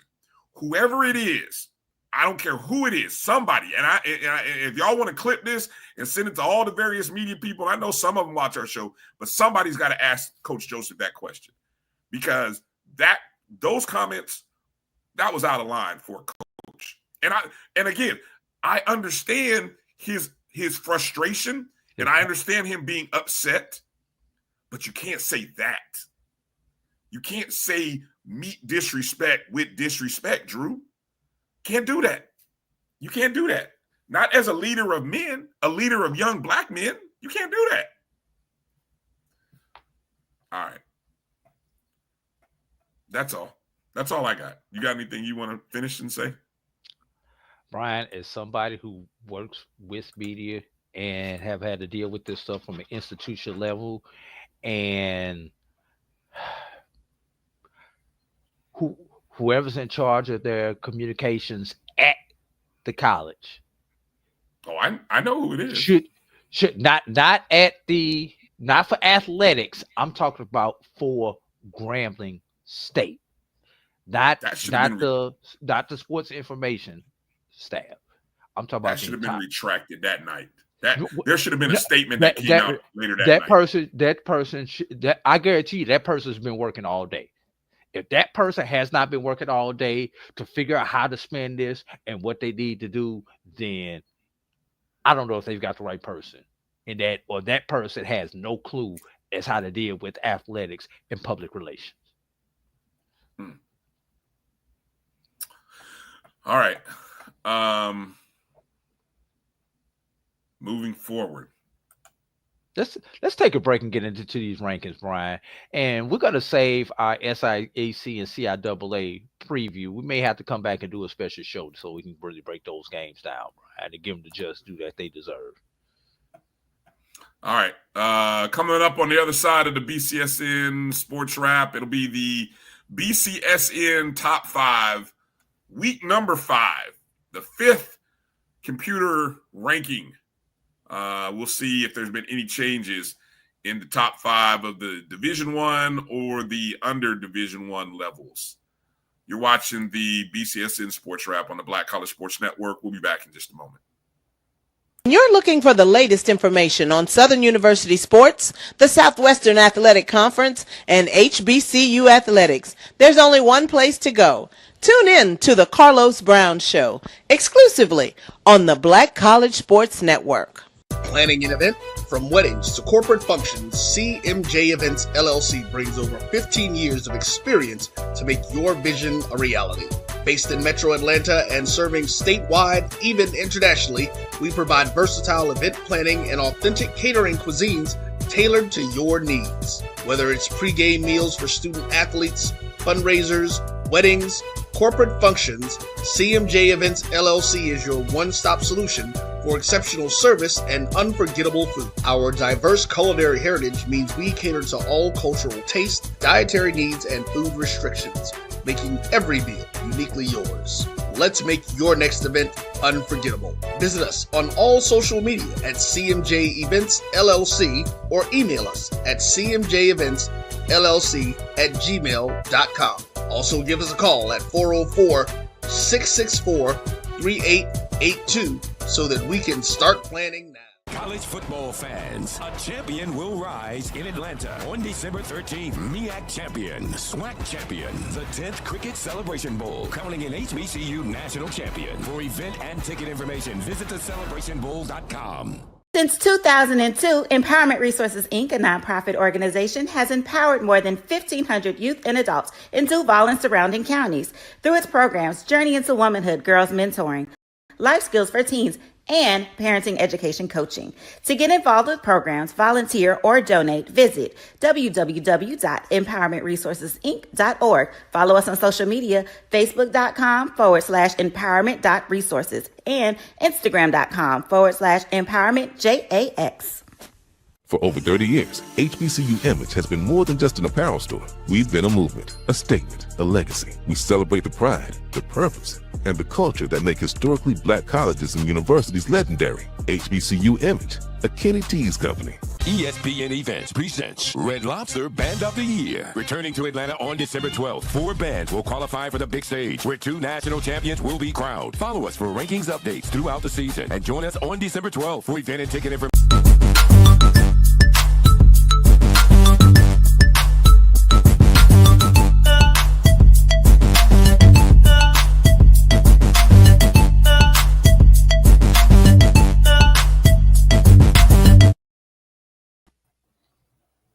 Welcome back to the BCSN Sports Wrap. Brian Fulford, AD Drew here. Having some computer issues today on my end, so I'm doing all audio with that beautiful mug there. Drew in his home studio. Want to make a mention on Tuesday. It's Veterans Day in this country, so I wanted to take a minute before we get into our top 5 ranking and salute all of the men and women that serve or have served in any number of the armed forces that have served our country, whether you've gone into combat or not. We appreciate and thank you for your service to this country, and it's a deep commitment that you make, and your families as well. But I think I can speak for Drew and say that we salute and thank you for your service to this country.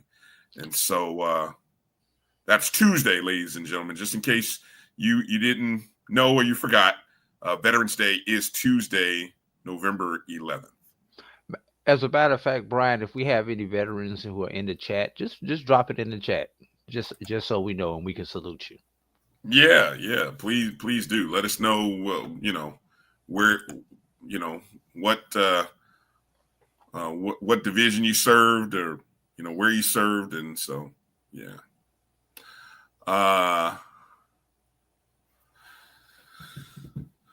Okay. Real quick question.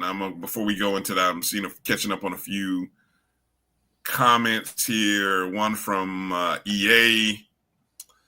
Why does it have to be race? We have seen OSU, Michigan, Alabama, Auburn, multiple PWIs have team brawls from perceived disrespect. Can I get that for 500, Brian?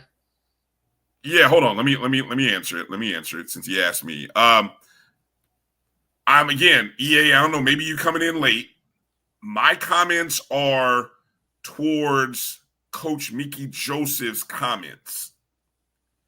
Again, I removed the clip out of our window here. Mickey Joseph's comments regarding the brawl was about meeting disrespect with disrespect.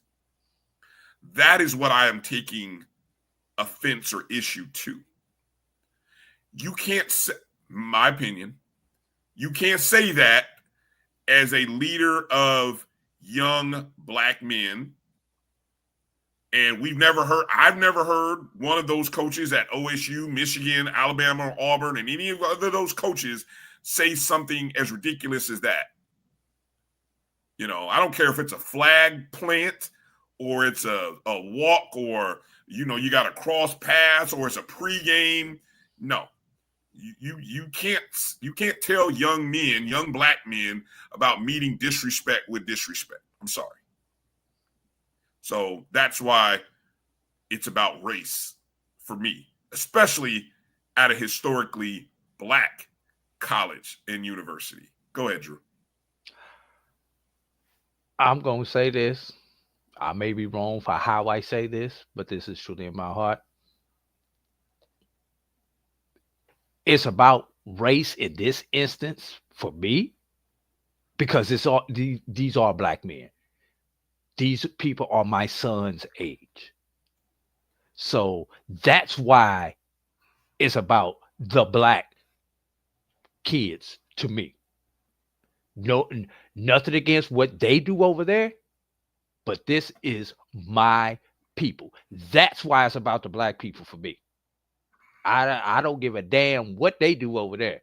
I'm worried about the black people. And as somebody who grew up in the hood, gone to the HBCU, graduated from an HBCU, has had a very, very successful multiple careers post HBCUs, who dealt with children in the school system, who dealt with children as a director of Parks and Recreation and everything else, having gone to multiple funerals of people who I've known, players who I've coached or coached against, and seeing the stupid stuff. I'm not talking about car accidents and stuff like that. Just ignorant ass violence, stupid ass stuff that we do. You're damn right. It's about us. And for somebody who is respected as a coach, because once you're a coach, you're always coach. Yep. For someone who's respected at that level, to say that, and if one of those kids takes that literally and does something stupid, that's why it matters to me. I'm off of it because I'm gonna start cussing on here, and Brian, though, I could cuss like a sailor. Anyway, G Boom. Oh, you hit G Boom. Thank you for your service, my brother. Thank you for your service, G Boom. Appreciate you. Yeah. All right. Emmett, Don't forget NAIA football, any HBCUs have a shot. One word answer, Emmett, no. One word, 2 letters. All right, I'm trying to put it in. You putting it right back up on the screen, Brian. No, I'm not touching anything. That's you. That's you. That's all you. I didn't touch anything. All right. Okay. Let's go to our top 5 rankings. These are the BCSN top 5 rankings for week number 5. Under Division 1 and Division 1 rankings. These are computer-based rankings. So what do we got, Drew? Let's start with the under Division 1. And this is all together, right? Yes. All right. So all together now. In the hunt, which essentially would be 6, 7, and 8, Edward Waters, 593.8, Fayetteville State, 560.4, and Allen University, 537.6. Number 5 is Johnson C. Smith, 637.9, playing for a championship in the CIAA. Number 4 is Kentucky State, 730.5. Kentucky State has a game against Shorter University on Saturday, and hopefully they will remain in the hunt for a berth in the Division II playoffs, Region II playoffs. Number 3 is Benedict College, 866.9. Benedict playing for SIAC championship this upcoming weekend. For the 3rd time in 4 years, if I'm not mistaken. They had a year where they didn't last year. And quickly, shout out to Coach Ron Dickerson. Nobody's really talking about the season that Dickerson has had. And maybe because, obviously what Coach Quinn Gray has done at Albany State, what Kentucky State has done, but give some shout out to Ron Dickerson at Benedict College, rebuilding that program after Chennis Berry. Number 2, last week's number 1, Virginia Union, 869.2, just a couple of ticks over Benedict. That's interesting. Virginia Union, and this is week number 5. Virginia Union has not been number 1 2 consecutive weeks. The computers nobody are has crazy. been number 1 2 consecutive weeks. And as Drew says, so another week and another new number 1, Albany State, 905.7, playing and hosting the SIAC championship at home. I believe this is the 2nd time that Albany State has been number 1. So yes, in just 5 weeks, Albany State has been number 1 twice, Virginia Union has been number 1 twice, and Benedict College has been number 1 of those weeks. So yes, who knows, Drew? Next week it could be a new number 1 next week. I don't know. But I feel like these 5 schools have been in the top 5 every week, though. I think that part has been true. I think Johnson C. Fayetteville was in there. Fayetteville was in there. Somebody was in there ahead of Johnson C. initially. Yeah, I think it might have been Fayetteville State. Might have been Fayetteville. Either them or Edward Waters, one of them. Or Edward Waters. Yeah, maybe it was Edward Waters. You're right. Okay. All right. So there's our top 5 for the under D1 level. Let's go to the Division 1 level, the FCS Division 1 side of the top 5. So far, we've had only one number 1. In the hunt, Grambling State, 445.50. Texas Southern, 442.27. Oh, man, we got a new number 1 sitting on top of the board. Number 5 is Prairie View A&M. Big win against Alabama A&M, 451.05. North Carolina Central, I feel like they were at number 4 last week, if I'm not mistaken. They were. 508.25. Dell State, who I think was number 3 last week, 543.70. This is a change, though.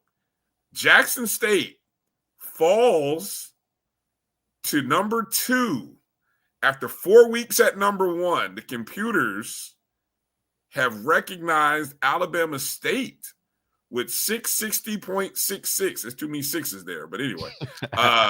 Alabama State, for the first time, number 1 in the BCSN rankings, the computer rankings.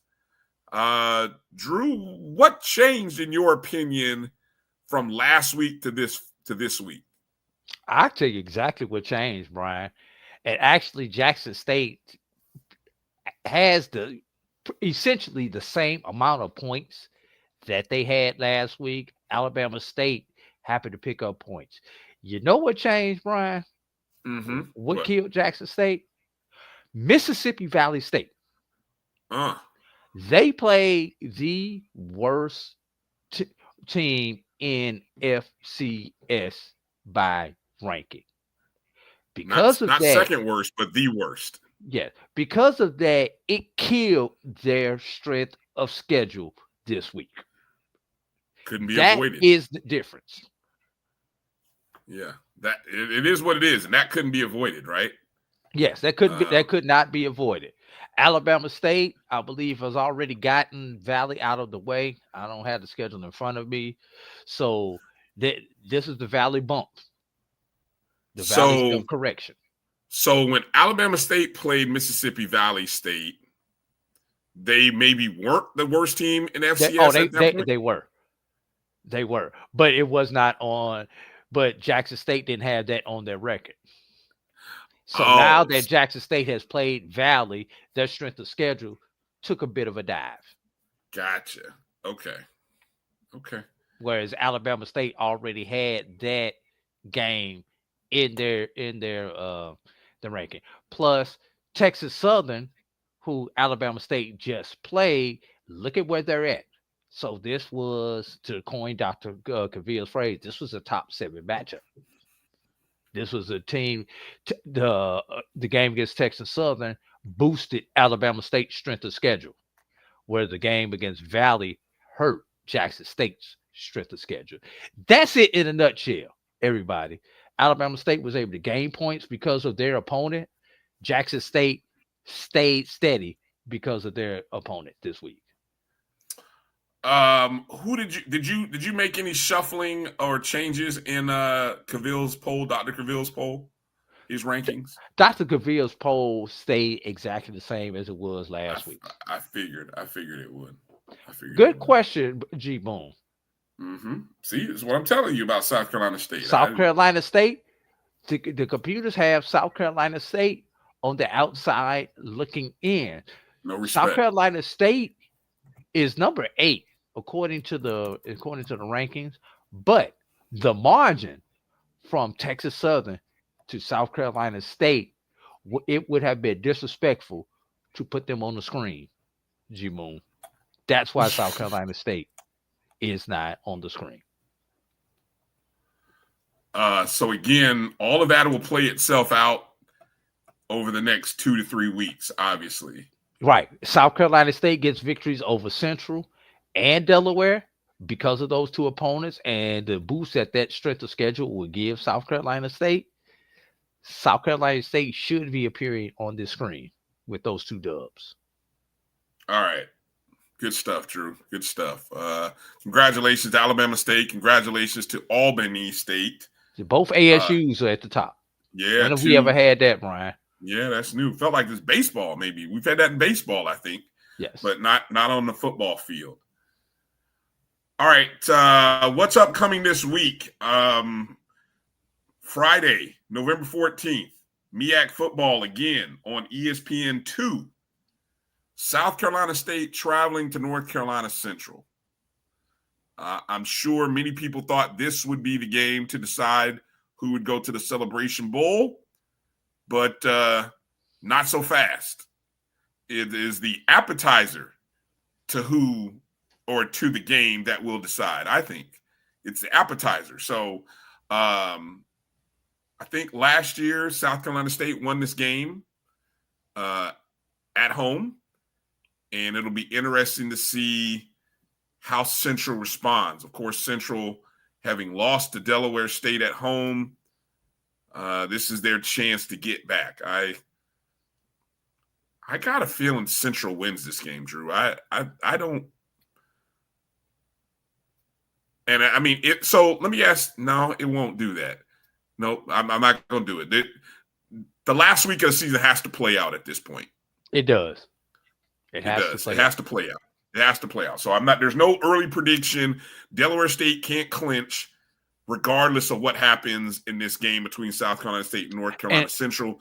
And regardless of what happens, Delaware State is not out of it, even if they happen to lose to Howard this week.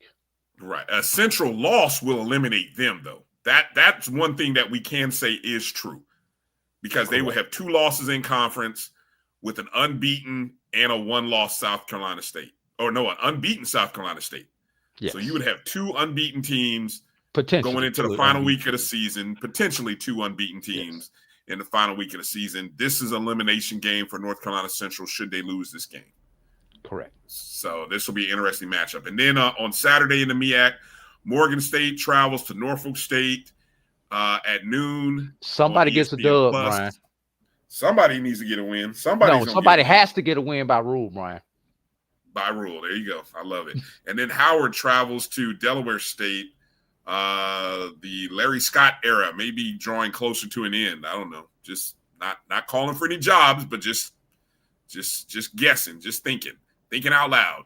Howard travels to Delaware State. Let's see if Delaware State can actually play 4 good quarters of football again, because they haven't done that in the last couple of weeks. They haven't done that in the MEAC except for Central. Yeah, exactly. The last 2 weeks. So, all right. And then over in the SWAC, it's another full slate of games in the SWAC. All 12 schools playing against each other. Again, the feature game, or the first game on the docket, is supposed to be the most interesting one, but we don't know how or what suspensions may come as a result of the fight between Bethune-Cookman and Grambling. But Bethune-Cookman travels to Jackson State. That is a noon Central, 1 o'clock Eastern kickoff. Brian, if this game was in Vegas, this game would be off the board right now. Yes, it would. Very good call. We don't know what will happen. Then the other game that follows right after it, Grambling State, another team. We don't know how they will be affected by what occurred. They play at Alcorn State, who has won 3 games in a row. And 2 of the hottest teams in the SWAC, Brian. Yes, both of them exactly. On 3-game winning streaks. Yeah, well said. That's a 2 o'clock Central kickoff, 3 Eastern. Florida A&M, they've won 3 of the last 4 games. I know I say it that way, and people are like, huh? Yeah, they won 3 of their last 4 games. They are at Alabama A&M, 2 o'clock Central, 3 Eastern. For those interested in the Huntsville area, I'm told that the Marching 100 is making a road trip. So should be a good crowd for Alabama A&M. Texas Southern travels to Southern University, 2 Central, 3 Eastern. Texas Southern has lost 2 games in a row. Right at the point where we were starting to get excited about Texas Southern, and they've lost really bad the last 2 weeks. I mean, like by 20 plus the last 2 weeks. Now they play Southern. Maybe that's the relief that you need to get right, is playing Southern. I hate to say it that way, but maybe it is. Another 2 o'clock Central, 3 Eastern kickoff. Arkansas Pine Bluff, having one of their best seasons under Coach Alonzo Hampton, traveling to Prairie View, 2 o'clock Central, 3 Eastern. Prairie View wins this ball game, and they are the Western Division champions.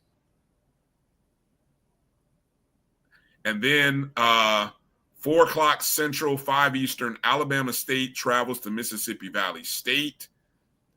Still no Andrew Body, or Andrew Body's not expected to play, and should not be a problem for Alabama State.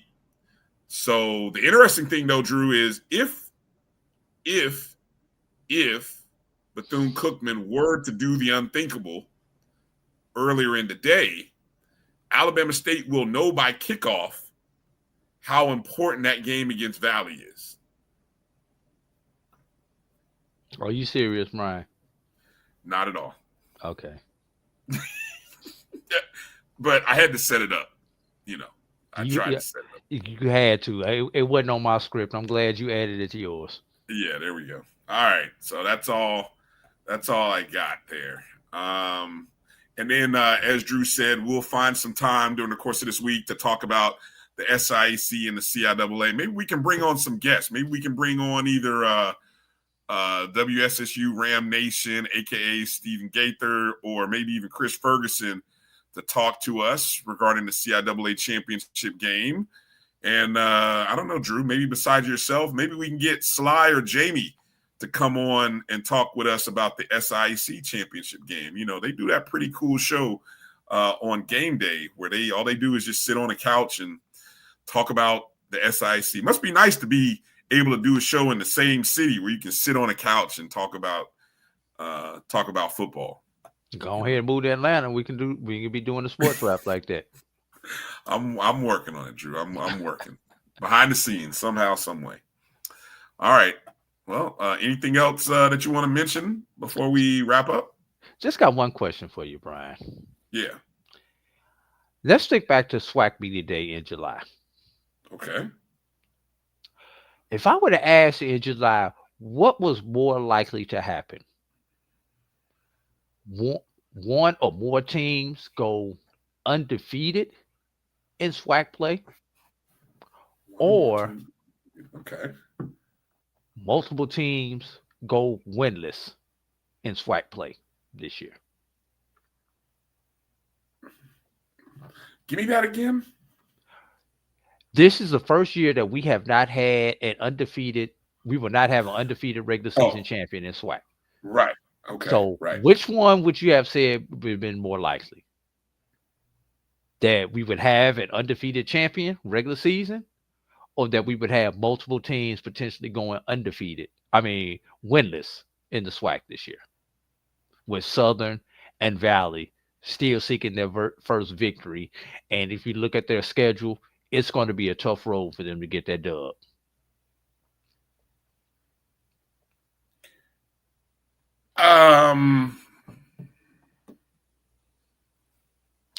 I started off, Brian. Go ahead, because I think I know where I'm going. But. I would have said somebody would go undefeated in the SWAC again before I said we could have potentially two winless teams in the SWAC. Yeah, I agree with you.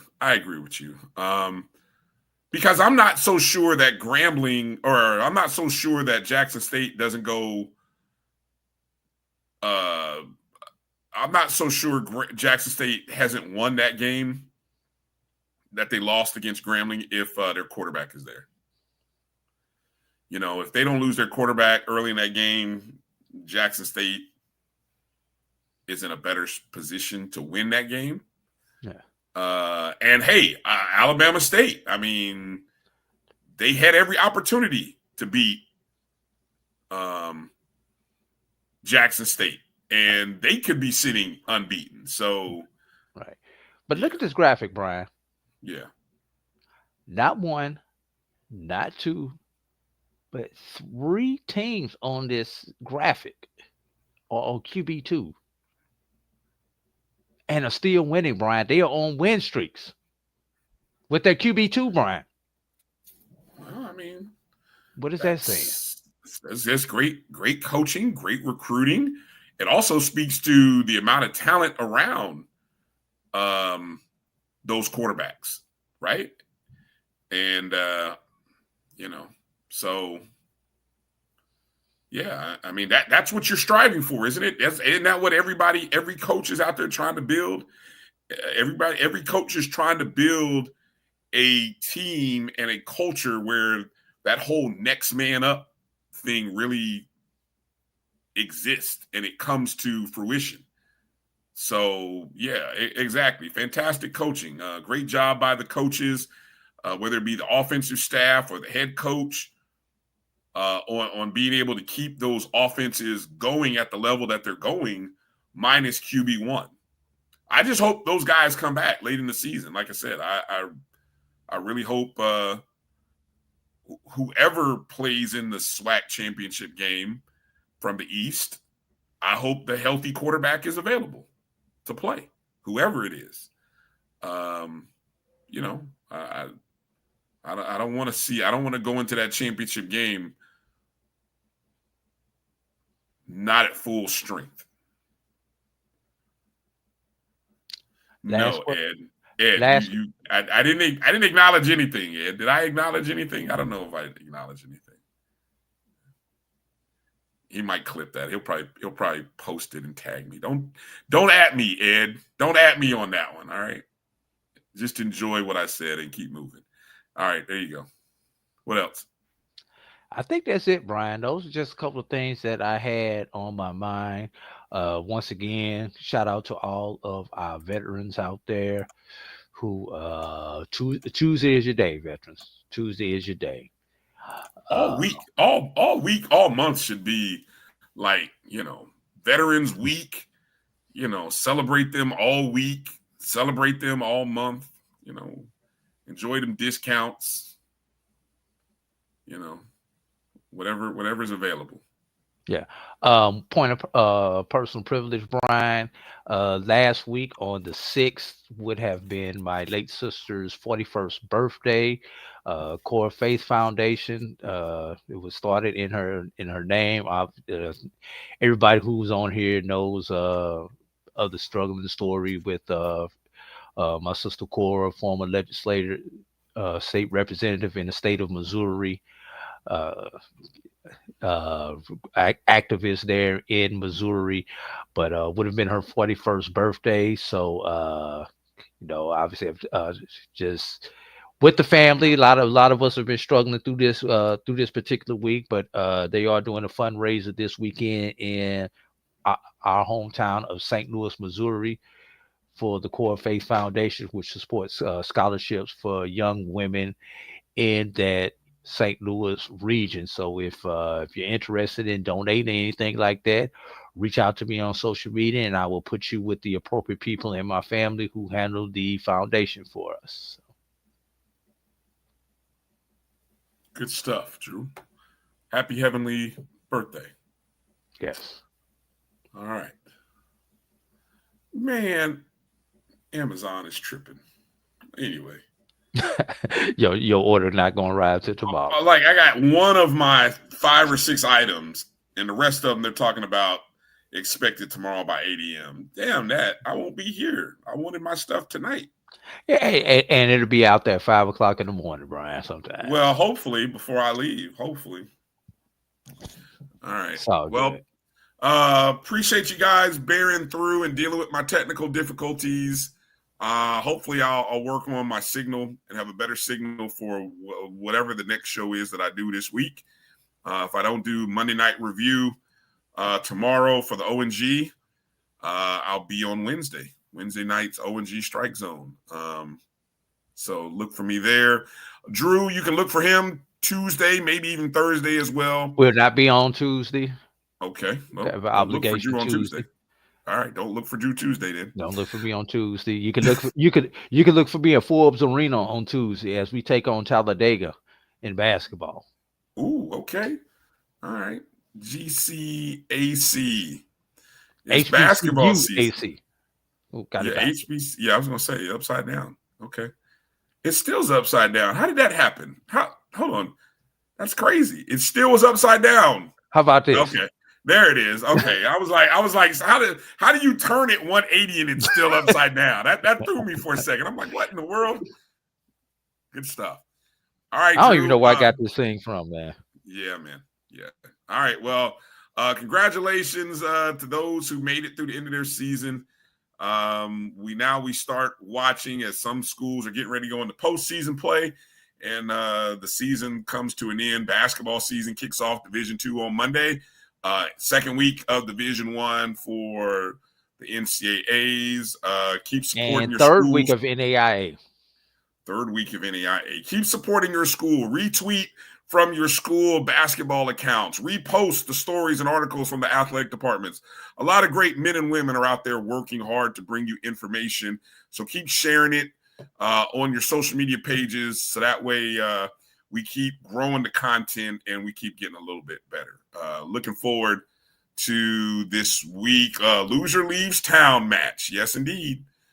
Not exactly, but, pretty close, though. Does the loser still get FCS playoff consideration? Another one-word answer. No. No. All right. That's going to do it. For AD Drew, I'm Brian Fulford. Thank you, everybody, for watching the BCSN Sports Wrap tonight. God bless you. Be safe. Have a great week. And we'll look to do it again next Sunday night. Or hey, pay attention. We may do a special SIAC CIAA football preview show. So we'll post that on social media and let you know when that is. All right. God bless everybody. Peace out to you all. Travel light, everybody. We'll holler.